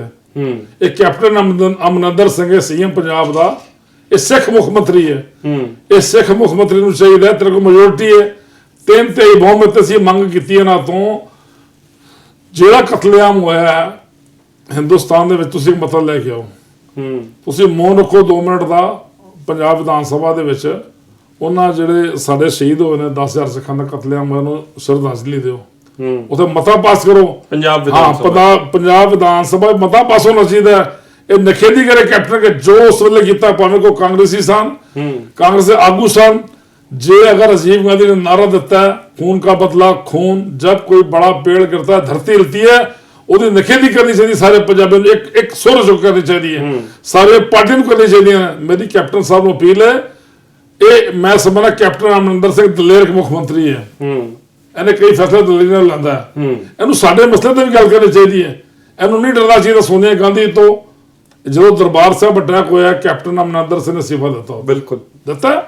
ਉਹਨਾਂ ਨੂੰ ਚਾਹੀਦਾ ਦਲੇਰੀ ਨਾਲ, ਜੇ ਰਾਜੀਵ ਗਾਂਧੀ ਨੇ ਕਤਲੇਆਮ ਕਰਵਾਇਆ, ਇਹਦਾ ਬਿਆਨ ਇਹਨਾਂ ਨੂੰ ਸਟੇਟਮੈਂਟ ਦੇਣੀ ਚਾਹੀਦੀ ਹੈ, ਪਾਰਲੀਮੈਂਟ ਦੀ ਗੱਲ ਕਰੇ, ਸਟੇਟਮੈਂਟ ਦੇਵੇ, ਸੋਨੀਆ ਗਾਂਧੀ ਨਾਲ ਗੱਲ ਕਰੇ, ਜਿਹੜਾ ਕਸੂਰਵਾਰ ਹੈ ਉਹਨੂੰ ਸਜ਼ਾਵਾਂ ਦਿਓ। ਹੁਣ ਕਮਲਨਾਥ ਹੈ, ਜਿਹਨੇ ਰਕਾਬਗੰਜ ਜਿਹੜਾ ਸੰਜੇ ਸੂਰੀ ਹੈ, ਉੱਥੇ ਇੰਡੀਅਨ ਐਕਸਪ੍ਰੈਸ ਦਾ ਪੱਤਰਕਾਰ ਹਾਜ਼ਰ ਸੀ, ਜਦੋਂ ਇਹ ਅਗਵਾਈ ਕਰ ਰਿਹਾ ਸੀ, ਕਮਲਨਾਥ ਕਰ ਰਿਹਾ ਸੀ। 3 ਸਿੱਖਾਂ ਦਾ ਕਤਲੇਆਮ ਹੋਇਆ, ਉੱਥੇ ਮੈਨੇਜਰ ਵੀ ਮਰਿਆ ਗੁਰਦੁਆਰਾ ਰਕਾਬਗੰਜ ਸਾਹਿਬ ਦਾ, ਮੈਂ ਨਾਮ ਭੁੱਲ ਗਿਆ ਉਹਨਾਂ ਦਾ, 3 ਸਿੱਖਾਂ ਦਾ ਮੰਦਰ ਹੈ, ਹੁਣ ਉਹਦੇ ਖਿਲਾਫ FIR ਨਹੀਂ ਹੋਈ। ਜਗਦੀਸ਼ ਟਾਈਟਲਰ ਹੈ, ਉਹਦੀ ਗੱਲ ਕੀਤੀ ਜਾਏ, ਔਰ ਕੁਝ ਪੁਲਿਸ ਅਫਸਰ ਨੇ ਜਿਹੜੇ। ਕੈਪਟਨ ਅਮਰਿੰਦਰ ਸਿੰਘ ਕਹਿੰਦੇ ਆ ਕਿ ਮੈਂ ਗਵਾਹ ਹਾਂ, ਮੈਂ 3 ਦਿਨ ਉੱਥੇ ਸੀ, ਜਗਦੀਸ਼ ਟਾਈਟਲਰ ਦਾ ਇਹਦੇ 'ਚ ਕੋਈ ਰੋਲ ਨਹੀਂ ਹੈ। ਇਹ ਤੇ ਸੇਫ ਸਾਈਡ ਕੈਪਟਨ ਸਾਹਿਬ ਨੂੰ ਵੀ ਇਹ ਗੱਲਾਂ ਨਹੀਂ ਕਰਨੀਆਂ ਚਾਹੀਦੀਆਂ। ਕੈਪਟਨ ਸਾਹਿਬ ਕੋ ਬਾਹਰ ਜਾ ਕੇ ਦੇਖ ਰਹੇ ਸਨ ਕਤਲੇਆਮ ਕੌਣ ਕਰਵਾ ਰਿਹਾ। ਉੱਥੇ ਤੇ ਸਿੱਖ ਕੋਈ ਬੱਚੇ ਹੀ ਨਹੀਂ, ਉਹ ਪੰਜਾਬੀ ਹੈ, ਭਾਵੇਂ ਕੋਈ ਜਿਹਨੇ ਪੱਗ ਬੰਨੀ ਹੈ ਉਹਦਾ ਕਤਲ ਕਰ ਦਿਓ।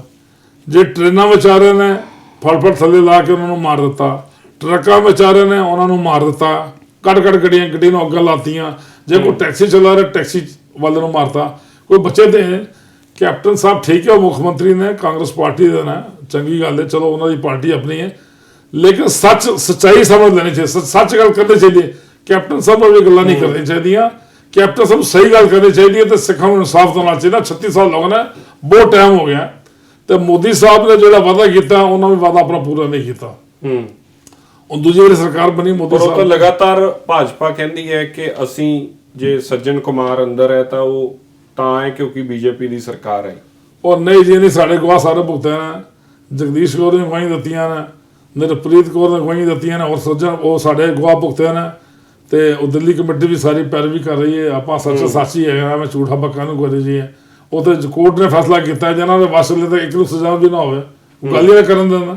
ਇਹਦੇ ਕੋਰਟ ਨੇ ਥੋੜੀ ਮਿਹਰਬਾਨੀ ਕੀਤੀ ਹੈ, ਲੇਕਿਨ ਜੁਡੀਸ਼ਲੀ ਵੀ ਜਿਹੜੀ ਹੈ ਨਾ ਬਹੁਤ ਨਰਮ ਹੈ ਇਹ ਕਤਲਾਂ ਦੇ ਪ੍ਰਤੀ। ਕੋਈ ਤੇਜ਼ੀ ਵਾਲੀ ਗੱਲ ਨਹੀਂ ਹੈਗੀ ਕਿ ਜਿਸ ਤਰੀਕੇ ਦੇ ਨਾਲ ਉਹ ਜਦ ਨਿਰਭੈ ਕਾਂਡ ਹੋਇਆ, ਨਿਰਭੈ ਕਾਂਡ ਹੋਇਆ ਨਾ, ਇੱਕ ਰੇਪ ਹੋਇਆ ਹਿੰਦੁਸਤਾਨ ਦੇ ਵਿੱਚ ਤੇ ਸਾਰਾ ਮੁਲਕ ਜਾਗ ਉੱਠਿਆ।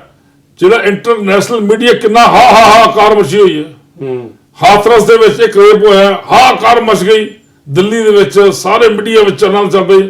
ਹੁਣ ਤੁਸੀਂ ਦੱਸੋ ਕਤਲੇਆਮ ਹੋਇਆ, 36 ਸਾਲ ਹੋ ਗਏ, ਕਿਸੇ ਪ੍ਰਿੰਟ ਮੀਡੀਆ ਨੇ ਜਿਹੜਾ ਦਿੱਲੀੋਂ ਜਿਹੜੇ ਵੱਡੇ ਚੈਨਲ ਲੈ ਗਏ ਨੇ, ਕਿਸੇ ਚੈਨਲ ਨੇ ਸਿੱਖਾਂ ਦੀ ਗੱਲ ਨਹੀਂ ਕੀਤੀ, ਕਿਸੇ ਚੈਨਲ ਨੇ ਨਹੀਂ ਚਲਾਇਆ ਦਿੱਲੀੋਂ ਜਾ ਕੇ ਕਿ ਇਹ ਇੱਕ ਵਿਧਵਾ ਕਲੋਨੀ ਹੈਗੀ ਹੈ, ਇਹਦੇ ਵਿੱਚ 500 ਵਿਧਵਾ ਜਿਹੜੀਆਂ ਨੇ 84 ਦੀਆਂ ਬੈਠੀਆਂ ਜਿਨ੍ਹਾਂ ਦੇ ਕਿ ਪਰਿਵਾਰ 4-5 ਜੀਆਂ ਦਾ ਕਤਲੇਆਮ ਹੋਇਆ, ਉਹਨਾਂ ਦੇ ਇੰਟਰਵਿਊ ਲਏ ਹੋਣ, ਉਹਨਾਂ ਦੇ ਹਾਲਾਤ ਦੇਖੇ ਹੋਣ, ਇਹਨਾਂ ਨੂੰ ਸਰਕਾਰ ਨੇ ਕੀ ਬੈਨੀਫਿਟ ਦਿੱਤਾ ਹੈ, ਇਹ ਜਿਹੜੇ ਦੋਸ਼ੀ ਨੇ ਸਜ਼ਾਵਾਂ ਕਿਉਂ ਨਹੀਂ ਹੈ। ਕਿਸੇ ਵੀ ਚੈਨਲ ਨੇ ਇਹ ਖਬਰ ਨਹੀਂ ਚਲਾਈ।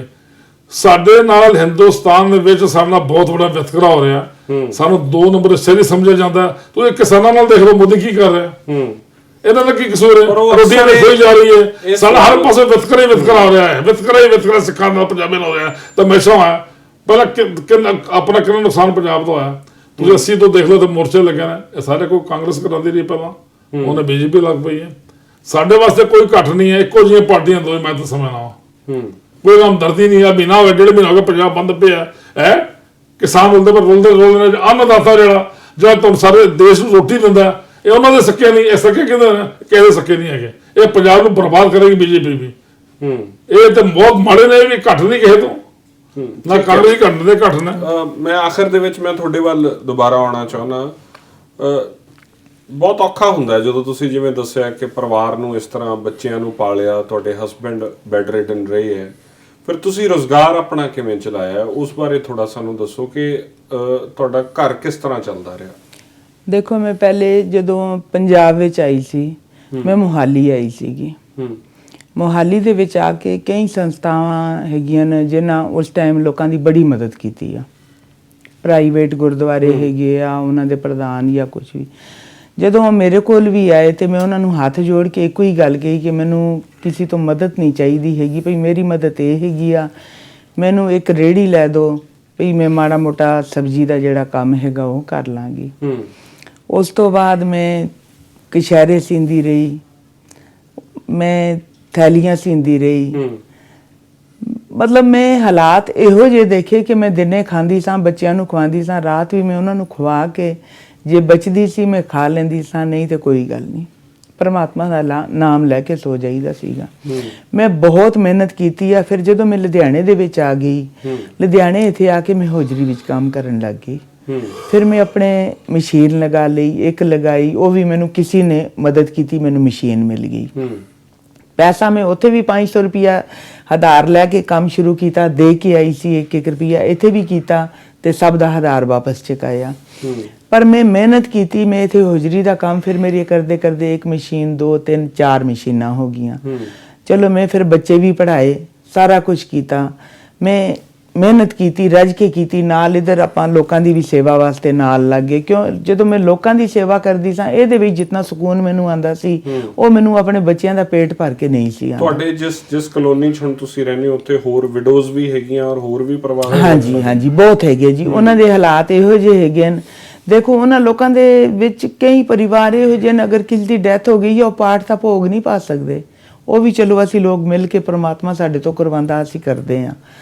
ਪਰ ਮੈਂ ਇਹ ਚੀਜ਼ਾਂ ਸਾਰੀਆਂ ਜੋ ਵੀ ਹੈਗੀਆਂ ਨੇ ਸਾਰੀਆਂ ਸਰਕਾਰਾਂ ਤੇ ਆਉਂਦੀਆਂ ਨੇ। ਕਿਤੇ ਨਾ ਕਿਤੇ ਸਰਕਾਰਾਂ ਇਹਨਾਂ ਚੀਜ਼ਾਂ ਦੀਆਂ ਜ਼ਿੰਮੇਵਾਰ ਹਨ। ਜੇ ਸਾਡੇ ਨਾਲ ਇਹੋ ਜਿਹਾ ਕੁਝ ਹੋਇਆ, ਅਸੀਂ ਕੋਈ ਜੂਆ ਖੇਡ ਕੇ ਹਾਰ ਕੇ ਨਹੀਂ ਆਏ, ਕੁਝ ਹੋਰ ਕੁਝ ਕਰਕੇ ਨਹੀਂ ਆਏ, ਅਸੀਂ ਤੇ ਲੁੱਟੇ ਹੋਏ ਆਏ ਆ। ਇੱਥੇ ਸਾਨੂੰ ਤੇ ਲੁੱਟਿਆ ਗਿਆ, ਸਾਡਾ ਕਤਲੇਆਮ ਕੀਤਾ ਗਿਆ, ਨਰਸੰਹਾਰ ਹੋਇਆ, ਸਾਡਾ ਸਭ ਕੁਝ ਹੋਇਆ। ਇੱਥੇ ਸਰਕਾਰਾਂ ਦਾ ਇਹ ਫਰਜ਼ ਬਣਦਾ ਸੀ ਉਹਨਾਂ ਲੋਕਾਂ ਨੂੰ ਤੁਰੰਤ ਸਹਾਇਤਾ ਦੇ ਕੇ ਉਹਨਾਂ ਦੇ ਕਾਰੋਬਾਰ ਸ਼ੁਰੂ ਕਰਵਾਣੇ। ਜਦੋਂ 84 ਦੇ ਵਿੱਚ ਇਹ ਸਭ ਕੁਝ ਹੋਇਆ ਸੀ, 85 86 ਦੇ ਵਿੱਚ, ਅਗਰ ਉਦੋਂ ਸਾਨੂੰ 25 ਹਜ਼ਾਰ ਰੁਪਇਆ ਵੀ ਦੇ ਦਿੰਦੇ ਇੱਕ ਇੱਕ ਘਰ ਨੂੰ, ਲੋਕੀ ਤਾਂ ਵੀ ਆਪਣੇ ਅੱਜ ਵੈਲ ਸੈਟਲ ਹੋਏ ਦੇ ਹੁੰਦੇ। ਤੇ ਇਸ ਕਰਕੇ ਜਿਹੜੀ ਪ੍ਰਾਪਰਟੀ ਸੀ, ਘਰ-ਬਾਰ ਸੀ, ਉਹਨਾਂ ਨੂੰ ਅੱਗ ਲਾਤੀ ਸੀ, ਉਹ ਬਿਲਕੁਲ ਤਬਾਹ ਕਰਤੇ ਸੀ, ਸਭ ਕੁਝ ਖਤਮ ਹੋ ਗਿਆ ਸੀ। ਮੈਂ 8 ਦਿਨਾਂ ਬਾਅਦ ਆਪਣੇ ਘਰ ਗਈ ਸੀ ਵੀ ਮੇਰੇ, ਜਦੋਂ ਅਸੀਂ ਪੰਜਾਬ ਆਉਣ ਲੱਗੇ ਆ, ਨਾਲੇ ਹਸਪਤਾਲ ਮੇਰੇ ਹਸਬੈਂਡ ਸੀਗੇ। ਮੈਂ ਕਿਹਾ ਭਈ ਮੈਂ ਘਰੋਂ ਥੋੜਾ ਪੈਸਾ ਲੈ ਕੇ ਆਵਾਂ ਵੀ ਮੈਂ ਉਹਨਾਂ ਦਾ ਇਲਾਜ ਕਰਵਾਵਾਂ, ਜਾਂ ਮੈਂ ਹੁਣ ਪੰਜਾਬ ਚੱਲੀ ਆ, ਆਪਣਾ ਸੋਨਾ ਚਾਂਦੀ ਜੋ ਕੁਝ ਵੀ ਹੈ ਜ਼ਰੂਰੀ ਸਾਮਾਨ ਘਰ ਦਾ ਲੈ ਜਾਵਾਂ। ਜਦੋਂ ਮੈਂ ਉੱਥੇ ਗਈ ਆ ਤੇ ਮੈਂ ਉੱਥੇ ਜਦੋਂ ਜਾ ਕੇ ਦੇਖਿਆ ਮੇਰੇ ਘਰ ਦਾ ਦਰਵਾਜ਼ਾ ਨਹੀਂ ਸੀਗਾ। ਤੇ ਮੈਂ ਸੋਚਿਆ ਸ਼ਾਇਦ ਕਿਸੇ ਨੇ ਖੋਲਿਆ ਹੋਣਾ। ਮੇਰੇ ਦਿਮਾਗ ਵਿੱਚ ਫਿਰ ਵੀ ਇਹ ਚੀਜ਼ ਨਹੀਂ ਆਈ, ਕਿਉਂ ਦਿਮਾਗ ਨਾ ਸੁੰਨ ਹੋ ਗਏ ਦੇ ਸਾਨੂੰ ਉਸ ਟਾਈਮ ਸਾਡੇ, ਭਈ ਸਾਡੇ ਨਾਲ ਹੋ ਕੀ ਗਿਆ, ਸਾਨੂੰ ਇਹ ਸਮਝ ਹੀ ਨਹੀਂ ਸੀ। ਕੁਝ ਬਾਹਰ ਲਾਸ਼ਾਂ ਦੇਖ ਕੇ, ਹਾਲਾਤ ਦੇਖ ਕੇ, ਜਦੋਂ ਮੈਂ ਅੰਦਰ ਦਰਵਾਜ਼ੇ ਦੇ ਪੈਰ ਭਰਿਆ, ਮੇਰੇ ਘਰ ਵਿੱਚ ਇੰਨੀ ਚੀਜ਼ ਵੀ ਨਹੀਂ ਸੀ। ਜਿਹੜੇ ਸ਼ੋ ਪੀਸ ਬਣੇ ਹੋਏ ਸਨ ਕੱਚ ਦੇ, ਉਹ ਵੀ ਤੋੜ ਕੇ ਨੀਚੇ ਕੱਚ ਸਿੱਟ ਗਏ ਦੇ ਸਨ। ਕੋਈ ਚੀਜ਼ ਵੀ ਨਹੀਂ, ਮਤਲਬ ਖੰਡਰ ਸੀਗਾ। ਮੈਂ ਉੱਥੇ ਹੀ ਡਿੱਗ ਗਈ ਸੀ। ਜਿਹੜੀਆਂ ਤੁਸੀਂ ਕਹਿ ਰਹੇ ਹੋ ਕਿ ਲਾਸ਼ਾਂ ਡੈਥ ਹੋ ਗਈ ਸੀ, ਸੰਸਕਾਰ ਨਹੀਂ ਕਰ ਸਕੇ। ਸਾਡੇ ਤੇ ਕਰਮਾਂ ਵਿੱਚ ਹੀ ਇਹ ਚੀਜ਼ ਨਹੀਂ। ਸਾਨੂੰ ਤੇ ਰੋਣਾ ਵੀ ਪ੍ਰਮਾਤਮਾ ਨੇ ਉਦੋਂ ਖੋਹ ਲਿਆ ਸੀ ਸਾਡੇ ਕੋਲੋਂ, ਰੋ ਵੀ ਨਹੀਂ ਸੀ ਸਕੇ ਚੰਗੀ ਤਰ੍ਹਾਂ। ਉਹ ਲਾਸ਼ਾਂ ਜਿਹੜੀਆਂ 3-4 ਦਿਨਾਂ ਬਾਅਦ, ਜਦੋਂ ਚੌਥੇ ਦਿਨ ਫੌਜ ਆਈ ਆ, ਤੀਸਰੇ ਦਿਨ ਫੌਜ ਪਹੁੰਚ ਗਈ ਉੱਥੇ, ਪਰ ਉਹਨਾਂ ਨੂੰ ਕਲੋਨੀਆਂ ਦੇ ਅੰਦਰ ਜਾਣ ਦੀ ਇਜਾਜ਼ਤ ਨਹੀਂ ਦਿੱਤੀ ਗਈ। ਔਰ ਸਭ ਤੋਂ ਜ਼ਿਆਦਾ ਹਾਲਾਤ ਮਾੜੇ ਮੰਗੋਲਪੁਰੀ, ਜਨਕਪੁਰੀ, ਤਰਲੋਕਪੁਰੀ, ਮਾਇਆਪੁਰੀ, ਆਪਣੇ ਜਮਨਾ ਪਾਰ, ਇਹਨਾਂ 4-5 ਇਲਾਕਿਆਂ ਦੇ ਵਿੱਚ ਤੇ ਇਹੋ ਜਿਹੇ ਹਾਲਾਤ ਸਨ ਕਿ ਘਰ ਦਾ ਕੋਈ ਇੱਕ ਜੀਵ ਹੀ ਨਹੀਂ, ਕੋਈ ਇੱਕ ਬੱਚਾ ਵੀ ਬਚ ਜਾਂਦਾ ਸੀ, ਉਹਨੂੰ ਵੀ ਚੁੱਕ ਕੇ ਤੰਦੂਰ ਵਿੱਚ ਸਿੱਟ ਦਿੰਦੇ ਸਨ ਵੀ ਇਹ ਵੀ ਸੱਪ ਉੱਠ ਕੇ ਫਿਰ ਤਕੜਾ ਹੋ ਜਾਏਗਾ। ਸਾਰੇ ਲਸਾ ਚੁੱਕ ਕੇ ਲੈ ਕੇ ਤਾਂ ਪਰ ਇੱਕ ਸਾਲ ਕਿਤਾ ਮਿੱਟੀ ਦੇ ਪਾ ਕੇ ਸਾਲ ਦੇ ਕੇ 4 ਦਿਨਾਂ ਬਾਅਦ 200 5-5 ਕੱਠੇ ਲਸਾ ਟਰਕਾਂ ਮੁਨਿਸਪੈਲਿਟੀ ਦੀਆਂ ਗੱਡੀਆਂ ਵਿੱਚ ਸੂਰ ਖਾਂਦੇ ਰਹੇ ਲਾਸ਼ਾਂ ਤੋਂ ਦਿੱਲੀ ਦੇ ਮੁਨਿਸਪੈਲਿਟੀ ਦੀਆਂ ਗੱਡੀਆਂ ਵਿੱਚ ਜਦੋਂ ਫੌਜ ਨੇ ਲਾਸ਼ਾਂ ਕੱਟੀਆਂ ਮਾਮਰੀ ਫੈਲਦੀ ਸੀ ਦਿੱਲੀ ਦੇ ਵਿੱਚ। ਇਹਨੇ ਮੌਤਾਂ ਹੋਈਆਂ ਨੇ, ਇਹਨੇ ਐਡਾ ਵੱਡਾ ਕਤਲੇਆਮ ਹੋਇਆ, ਹਜ਼ਾਰਾਂ ਕਰੋੜ ਦੀ ਪ੍ਰਾਪਰਟੀ ਸੜਕ ਸਵਾਹ ਕਰਤੀ ਕਿ ਬੱਚੇ ਦਿੱਲੀ ਕੁਝ ਨਹੀਂ ਹੁੰਦਾ। ਜਿਹੜਾ ਹਾਲਾਤ ਸਨ ਉਸ ਲਈ BBC ਲੰਡਨ ਜਦੋਂ ਖਬਰਾਂ ਦੀ ਉਹ ਸੱਚ ਦੱਸਾ ਸੀ, ਉਹ ਮਾਰਕ ਟਨੀ ਦਾ ਘਰ ਅੱਗ ਲਾਤੀ ਕਾਂਗਰਸੀ ਲਾਈ ਨਾ ਕਿ ਦਿੱਲੀ ਸਾਰੀ ਸੜ ਰਹੀ, ਧੂਆਂ ਹੋਇਆ, ਸਿੱਖਾਂ ਨੂੰ ਮਾਰ ਘਰਾਂ ਖਿੱਚ ਕੇ ਟ੍ਰੇਨਾਂ ਵਿੱਚ ਕੱਢ ਕੇ ਮਾਰਿਆ ਜਾ ਰਿਹਾ, ਗਲਾ ਟਾਇਰ ਪਾਏ ਜਾ ਰਹੇ ਨੇ, ਪੈਟਰੋਲ ਪਾਏ ਜਾ ਰਹੇ ਨੇ, ਕੈਮੀਕਲ ਪਾਏ ਜਾ ਰਹੇ ਨੇ, ਸਰੀਆਂ ਨਾਲ ਮਾਰੇ ਜਾ ਰਹੇ। ਤੇ ਹਜ਼ਾਰਾਂ ਸਿੱਖਾਂ ਦੇ ਦਿਨ ਦਿਹਾੜੇ ਲੋਕਾਂ ਦੇਖਿਆ, ਤਾਂ ਸਾਰੇ ਵਰਲਡ, ਸਾਰੇ ਸੰਸਾਰ ਨੇ ਵੇਖਿਆ, ਤੇ ਕੋਈ ਛੋਮਨ ਦੀ ਗੱਲ ਹੀ ਕੋਈ ਨਹੀਂ। ਐਡਾ ਵੱਡਾ ਕਤਲੇਆਮ ਹੋਇਆ, ਕੋਈ ਛੋਟੀ ਗੱਲ ਹੀ ਨਹੀਂ ਹੋਈ। ਇੱਕ ਦਿੱਲੀ ਦੇ ਵਿੱਚ ਇੱਕ ਗੰਦਾ ਨਾਲਾ ਹੈਗਾ ਜੇ, ਅੱਜ ਵੀ ਹੈਗਾ। ਇੱਕ ਮੇਰਾ ਖਿਆਲ 83 ਦੇ ਵਿੱਚ ਇੱਕ ਬਵੰਡਰ ਆਇਆ ਸੀਗਾ ਦਿੱਲੀ ਵਿੱਚ, ਉਹਦੇ ਵਿੱਚ ਉਹ ਜਿਤਨੇ ਸੂਅਰ ਇੱਧਰ ਉੱਧਰ ਹੋਰ ਜਾਨਵਰ, ਉਹ ਸਾਰਾ ਭਰ ਗਿਆ ਸੀ ਨਾਲਾ ਉਹਦੇ ਨਾਲ। ਇਸ ਤਰ੍ਹਾਂ ਹੀ 84 ਦੇ ਵਿੱਚ ਸਿੱਖਾਂ ਦੀਆਂ ਲਾਸ਼ਾਂ ਨਾਲ ਉਹ ਨਾਲਾ ਭਰਿਆ ਹੋਇਆ ਸੀ। ਉਹ ਫੌਜ ਨੇ ਉੱਥੋਂ ਕੱਢੀਆਂ, ਫੌਜ ਨੇ ਕੱਢ ਕੇ ਕਰੇਨਾਂ ਦੇ ਨਾਲ ਉਹ ਲਾਸ਼ਾਂ ਕੱਢ ਕੇ ਉਹਨਾਂ ਦੇ ਸੰਸਕਾਰ ਕੀਤੇ ਨੇ ਮੁਨਿਸਪੈਲਿਟੀ। ਇਹ ਤੇ ਜਿਹੜਾ ਮਤਲਬ 227 ਜਿਹੜੇ ਗਿਣਤੀ ਦੱਸ ਰਹੇ ਆ, 3200 ਗਿਣਤੀ ਦੱਸ ਰਹੇ ਹੈਗੇ, ਇਹ ਸਰਕਾਰੀ ਗਿਣਤੀ ਆ। ਉਹ ਤੇ 10,000 ਸਰਦਾਰਾਂ ਦਾ ਸਰਕਾਰੀ ਆંકੜੇ 3200 ਕੁਝ ਬੰਦਾ ਦੀ ਅਫੇਅਰ ਹੋਈ, ਬਾਕੀ ਤੇ ਕਿਸੇ ਗਿਣਤੀ ਚ 6-7,000 ਘੱਟ ਤੋਂ ਘੱਟ ਦਿੱਲੀ ਚ, ਉਹ ਦਿੱਲੀ ਦੇ ਵਿੱਚ ਮਰਿਆ ਹੈਗਾ ਇੰਨਾ ਸਿੱਖ। ਉੱਥੇ ਤਾਂ ਕੋਈ ਬੰਦਾ ਬਚਿਆ ਹੀ ਨਹੀਂ ਸੀਗਾ, ਉਹ ਤੇ ਕੋਈ ਕਰਮਾਂ ਨਾਲ ਕਰਦੇ ਜੀ। ਇਹ 6 ਬੰਦੇ ਇਕੱਠੇ ਹੋ ਗਏ, ਅੱਠਦੇ ਹੋ ਗਏ, ਇਹਨਾਂ ਦਾ ਫੋਟੋ ਆਪੇ ਲੈ ਜਾਓ, ਗੱਲ ਮੁੱਕਦੀ ਹੈ। ਉਹ ਰਿਕਾਰਡ ਕੰਮ ਹੀ ਨਹੀਂ, ਸਜ਼ਾਵਾਂ ਨਾ ਹੁੰਦੀਆਂ ਇਹਨਾਂ ਨੂੰ। ਗੱਲ ਉਹ ਸਰਕਾਰ ਕਾਂਗਰਸ ਦੀ ਸੀ, ਸਭ ਕਰਾਇਆ ਕਾਂਗਰਸ ਦੇ ਕਰਦੇ, ਅਫੇਅਰ ਕਹਿੰਦਾ ਕਰੇ ਤਾਂ ਹਾਕਮ ਮਰਮਾਨ ਵਾਲੇ ਦਾ ਹਾਕਮ ਫਿਰ ਕਿਵੇਂ ਫੇਰ ਕਰਦਾ, ਉਸ ਨਾਲ ਮਿਲਦੀ ਸੀ ਸਾਰਾ, ਉਹ ਨਾਲ ਉਹ ਮਿਲਦੀ ਤੇ ਸੀ। ਜਨਕਪੁਰੀ ਇੱਕ ਇਲਾਕਾ ਜਨਕਪੁਰੀ ਦੇ ਸਾਡੇ ਨਾਲ ਹੀ ਸੀਗਾ। ਸਾਡੇ ਰਿਸ਼ਤੇਦਾਰ, ਕਿਉਂ ਰਿਸ਼ਤੇਦਾਰੀਆਂ ਹੈ ਹੀ ਹਨ ਸਾਰੇ ਆਸੇ-ਪਾਸੇ, ਸਾਰੀਆਂ ਰਿਸ਼ਤੇਦਾਰੀਆਂ ਅੱਜ ਵੀ ਹੈਗੀਆਂ। ਜਨਕਪੁਰੀ ਦੇ ਵਿੱਚ ਇੱਕ ਰਿਸ਼ਤੇਦਾਰ ਸਨ ਸਾਡੇ, ਉਹਨਾਂ ਦੇ ਨਾਲ ਘਰ ਦੇ 7 ਜੀ ਸਨ। ਉਹ 7 ਜੀ ਮਾਰ ਦਿੱਤੇ, ਇੱਕ ਬੱਚਾ ਬਚ ਗਿਆ। ਉਹਦੀ ਮਾਂ ਨੇ ਫਟਾਫਟ ਜਾ ਕੇ ਬਾਥਰੂਮ ਦੇ ਵਿੱਚ ਉਹਦਾ ਜੂੜਾ ਕੱਟਿਆ ਕੈਂਚੀ ਦੇ ਨਾਲ, ਵੀ ਸ਼ਾਇਦ ਇਹਨੂੰ ਚੱਲ ਛੱਡ ਜਵਨ ਬਚ ਜਵੇ ਹੈ। ਉਹ ਕਿਸੇ ਨੇ ਕਹਿ ਦਿੱਤਾ ਵੀ ਇਹਨਾਂ ਦਾ ਇੱਕ ਲੜਕਾ ਬਚ ਗਿਆ ਹੈਗਾ। ਉਹਨੂੰ ਆ ਕੇ, ਛੋਟਾ ਹੀ ਬੱਚਾ ਸੀਗਾ, ਉਹਨੂੰ ਆ ਕੇ ਜਿਵੇਂ 3-4 ਸਾਲਾਂ ਦਾ ਉੱਪਰ ਜੂੜੀ ਉਹਦੀ ਉਹ ਕੱਟ ਦਿੱਤੀ। ਉਹਨੂੰ ਬਾਹਰ ਆ ਕੇ ਅੰਦਰੋਂ ਖਿੱਚ ਕੇ ਲਿਆ ਕੇ ਬਾਹਰ ਲਿਆਏ, ਬਾਹਰ ਲਿਆ ਕੇ ਤੰਦੂਰ ਵਿੱਚ ਸਿੱਟ ਦਿੱਤਾ। ਉਹਦੀ ਚਾਚੀ ਕੋਲ ਖੜੀ ਸੀ, ਉਹ ਚਾਚੀ ਨੇ ਚੁੱਕ ਲਿਆ, ਪਰ ਉਹਦੇ ਸਰੀਰ ਦਾ ਇੰਨਾ ਹਿੱਸਾ ਜਿਹੜਾ ਬਿਲਕੁਲ ਸੜ ਗਿਆ। ਮੈਂ 3 ਸਾਲ ਆਪਣੇ ਹਸਬੈਂਡ ਦਾ ਇਲਾਜ ਕਰਵਾਉਂਦੀ ਰਹੀ ਹਾਂ ਮੈਡੀਕਲ। 3 ਸਾਲ ਮੈਂ ਲਗਾਤਾਰ ਉਸ ਮੁੰਡੇ ਨੂੰ ਦੇਖਿਆ। ਬਾਥਰੂਮ ਦੀ ਪਾਈਪ ਲੱਗੀ ਹੋਈ, ਲੈਟਰਿੰਗ ਦੀ ਪਾਈਪ ਲੱਗੀ ਹੋਈ। ਫਿਰ ਡਾਕਟਰਾਂ ਨੇ ਕਿਹਾ ਤੁਸੀਂ ਆਉਣ ਵਾਲੀ ਜ਼ਿੰਦਗੀ ਇਹਦੀ ਕੀ ਕਰੋਗੇ, ਕਿਵੇਂ ਕਰੋਗੇ? ਫਿਰ ਪਤਾ ਨਹੀਂ ਉਹਨੂੰ ਟੀਕਾ ਲਗਾਇਆ ਡਾਕਟਰਾਂ ਨੇ, ਕੀ ਕੀਤਾ ਕੀ ਨਹੀਂ ਕੀਤਾ, ਉਹਦੀ ਡੈਥ ਹੋਈ ਆ। ਪਰ ਮੈਂ ਆਪਣੀ ਅੱਖੀ ਉਸ ਮੁੰਡੇ ਦੇ ਹਾਲਾਤ ਦੇਖਦੀ ਰਹੀ ਹਾਂ। ਮੈਨੂੰ ਅੱਜ ਵੀ ਜਦੋਂ ਕਿਤੇ ਯਾਦ ਆਉਂਦਾ ਮੇਰਾ ਕਲੇਜਾ ਫਟਦਾ। ਇਹ ਚੀਜ਼ਾਂ ਸਾਡੇ ਨਾਲ ਉਦੋਂ ਹੋਈਆਂ। ਸਾਨੂੰ ਲੋਕੀ ਕਹਿੰਦੇ ਹੁਣ 35 ਸਾਲ ਹੋ ਗਏ, 36 ਸਾਲ ਹੋ ਗਏ, ਹੁਣ ਭੁੱਲ ਜਾਓ। ਅਸੀਂ ਕਿਵੇਂ ਭੁੱਲਾਂ? ਅਸੀਂ ਕਿਵੇਂ ਉਹ ਚੀਜ਼ਾਂ ਭੁੱਲਾਂ? ਸਾਡੇ ਘਰਾਂ ਵਿੱਚ ਮੌਤਾਂ, ਸਾਡੇ ਸ਼ਰੇਆਮ ਜਿੰਦੇ ਮੌਤ ਨਹੀਂ ਹੋਈ, ਜਿੰਦੇ ਜਲਾਏ ਗਏ, ਅਣਹੋਣੀ ਹੋਈ ਸਾਡੇ ਨਾਲ। ਤੇ ਅਸੀਂ ਉਹਨਾਂ ਨੂੰ ਤੇ ਰੱਜ ਕੇ ਬੈਠ ਕੇ ਰੋ ਵੀ ਨਹੀਂ ਸਕੇ। ਅਸੀਂ ਉਹਨਾਂ ਦੇ ਪਾਠ ਨਹੀਂ ਰਖਾ ਸਕੇ, ਅਸੀਂ ਉਹਨਾਂ ਦੇ ਸੰਸਕਾਰ ਨਹੀਂ ਕਰ ਸਕੇ, ਅਸੀਂ ਉਹਨਾਂ ਨੂੰ ਨਵਾ ਧਵਾ ਨਹੀਂ ਸਕੇ। ਲਾਸ਼ਾਂ ਕਿਤੇ ਸੂਰ ਖਿੱਚਦੇ ਪੈਣ, ਕਿਤੇ ਕੁੱਤੇ ਖਿੱਚਦੇ ਪੈਣ। ਸਾਡੇ ਲੋਕਾਂ ਦੀਆਂ ਐ ਬੇਕਦਰੀਆਂ ਹੋਈਆਂ ਉੱਥੇ। ਤੇ ਸਾਡੇ ਹਾਲਾਤ ਜਿਹੜੇ ਹੈਗੇ ਆ ਨਾ, ਪਰਮਾਤਮਾ ਕਿਸੇ ਦੁਸ਼ਮਣ ਦੇ ਵੀ ਨਾ ਕਰੇ। ਪਰ ਮੈਂ ਇੱਕ ਚੀਜ਼ ਕਹਿਨੀ ਆ, ਮੇਰੇ ਪਿੱਛੇ ਹਸਬੈਂਡ ਦੀ ਡੈਥ ਹੋਈ ਦੀ ਸੀ ਜਦੋਂ ਆਪਣਾ ਰਾਹੁਲ ਗਾਂਧੀ ਆਇਆ ਸੀ ਇੱਥੇ। ਮੈਂ ਕੱਲੀਓ ਨਹੀਂ ਚੱਲੇ ਜਾਣਾ ਸੀ ਉੱਥੇ। ਭਈ ਤੂੰ ਇੱਥੇ ਕਿਵੇਂ ਸਿੱਖਾਂ ਦਾ ਆਤਾਸ਼ੀ ਬਣ ਕੇ ਆਏ? ਤੂੰ ਉਸ ਕਾਤਲ ਦਾਦੀ ਦਾ ਤੇ ਕਾਤਲ ਪਿਓ ਦਾ ਪੁੱਤਰ ਹੈਗੇ ਜਿਨ੍ਹਾਂ ਨੇ ਸ਼ਰੇਆਮ ਸਾਡੇ ਕਲੇਜਿਆਂ ਦੇ ਟੁਕੜੇ ਸਾੜੇ ਦੇਣ ਸਾਡੇ ਸਾਹਮਣੇ। ਤੂੰ ਇੱਥੇ ਕੀ ਕਰਨਾ ਹੈ? ਪਰ ਉਹਦੀ ਕਿਸਮਤ ਚੰਗੀ ਸੀ ਜਾਂ ਮੇਰੀ ਕਿਸਮਤ ਮਾੜੀ ਸੀ ਕਿ ਮੈਂ ਆਪਣੇ ਦੁੱਖ ਵਿੱਚ ਰੁੱਝੀ ਹੋਈ ਸੀ, ਮੈਂ ਉਹਦੇ ਕੋਲ ਨਹੀਂ ਤੇ ਮੈਂ ਉੱਥੇ ਪਹੁੰਚਣਾ ਸੀ ਆਪਣੀਆਂ ਵਿਧਵਾਵਾਂ ਲੈ ਕੇ। ਕਸੂਰਵਾਰ ਸਮਝਦੇ? ਬਿਲਕੁਲ ਸਮਝਦੀ ਹਾਂ ਜੀ। ਮੈਂ ਸੋਨੀਆ ਗਾਂਧੀ ਨੂੰ ਸਭ ਤੋਂ ਵੱਡਾ ਕਸੂਰਵਾਰ ਸਮਝਦੀ ਹਾਂ। ਦੇਖੋ, ਇੱਕ ਔਰਤ ਜਦੋਂ ਹੁੰਦੀ ਹੈ ਨਾ, ਅਗਰ ਔਰਤ ਚੰਗੀ ਹੋਵੇ ਉਹ ਘਰ ਵਿੱਚ ਸਭ ਕੁਝ ਸਾਂਭ ਸਕਦੀ ਆ। ਜਦੋਂ ਇਹ ਯੋਜਨਾ ਬਣ ਰਹੀ ਸੀ, ਰਾਜੀਵ ਗਾਂਧੀ ਕਤਲੇਆਮ ਦੇ ਆਰਡਰ ਦੇ ਰਿਹਾ ਸੀ, ਲੋਕਾਂ ਨੂੰ ਵੋਟਰ ਸੂਚੀਆਂ ਦੇ ਰਿਹਾ ਸੀ, ਉਹਦਾ ਫਰਜ਼ ਬਣਦਾ ਸੀ ਕਿ ਉਹਨੂੰ ਰੋਕਣਾ। ਕਿੰਨੀਆਂ ਸਾਡੀਆਂ ਭੈਣਾਂ ਵਿਧਵਾ ਹੋ ਗਈਆਂ, ਬੱਚੇ ਅਨਾਥ ਹੋ ਗਏ, ਯਤੀਮ ਹੋ ਗਏ, ਕਿੰਨੀਆਂ ਮਾਵਾਂ ਹੋ ਗਈਆਂ ਜਿਨ੍ਹਾਂ ਦੇ ਕੋਲ ਅੱਜ ਉਹਨਾਂ ਨੂੰ ਪਾਣੀ ਦੇਣ ਵਾਲਾ ਕੋਈ ਨਹੀਂ ਹੈਗਾ। ਕਿੰਨੇ ਸਾਡੇ ਬਜ਼ੁਰਗ ਰੁਲਦੇ ਪੈਣ, ਉਹਨਾਂ ਦਾ ਕੋਈ ਬੱਚਾ ਨਹੀਂ ਹੈਗਾ ਜਿਹੜਾ ਉਹਨਾਂ ਦੀ ਦੇਖਭਾਲ ਕਰੇ। ਇਹ ਸਾਰਾ ਮੈਂ ਕਹਿੰਦੀ ਹਾਂ ਔਰਤ ਦੇ ਨਾਮ ਤੇ ਕਲੰਕ ਹੈਗੀ ਆ ਸੋਨੀਆ ਗਾਂਧੀ। ਕਿਤੇ ਮੇਰੇ ਸਾਹਮਣੇ ਮਾਂ ਪੁੱਤਰ ਦੋਨਾਂ ਨੂੰ ਬਿਠਾ ਦੇਵਣ ਨਾ ਤੇ ਮੈਂ ਉਹਨਾਂ ਨੂੰ ਇਹੋ ਜਿਹੇ ਸਵਾਲ ਪੁੱਛਾਂ ਕਿ ਇੱਕ ਸਵਾਲ ਦਾ ਵੀ ਅਗਰ ਜਵਾਬ ਦੇ ਦੇਣਗੇ ਮੈਂ ਚੁੱਪ ਕਰਕੇ ਬਹਿ ਜਾਊਂਗੀ ਸਾਰੀ ਉਮਰ ਵਾਸਤੇ। ਭਈ ਠੀਕ ਆ, ਸਾਡੇ ਨਾਲ ਜੋ ਹੋਇਆ ਠੀਕ ਹੋਇਆ। ਉਹ ਤੇ ਔਰਤ ਦੇ ਨਾਮ ਤੇ ਕਲੰਕ ਹੈਗੀ ਆ।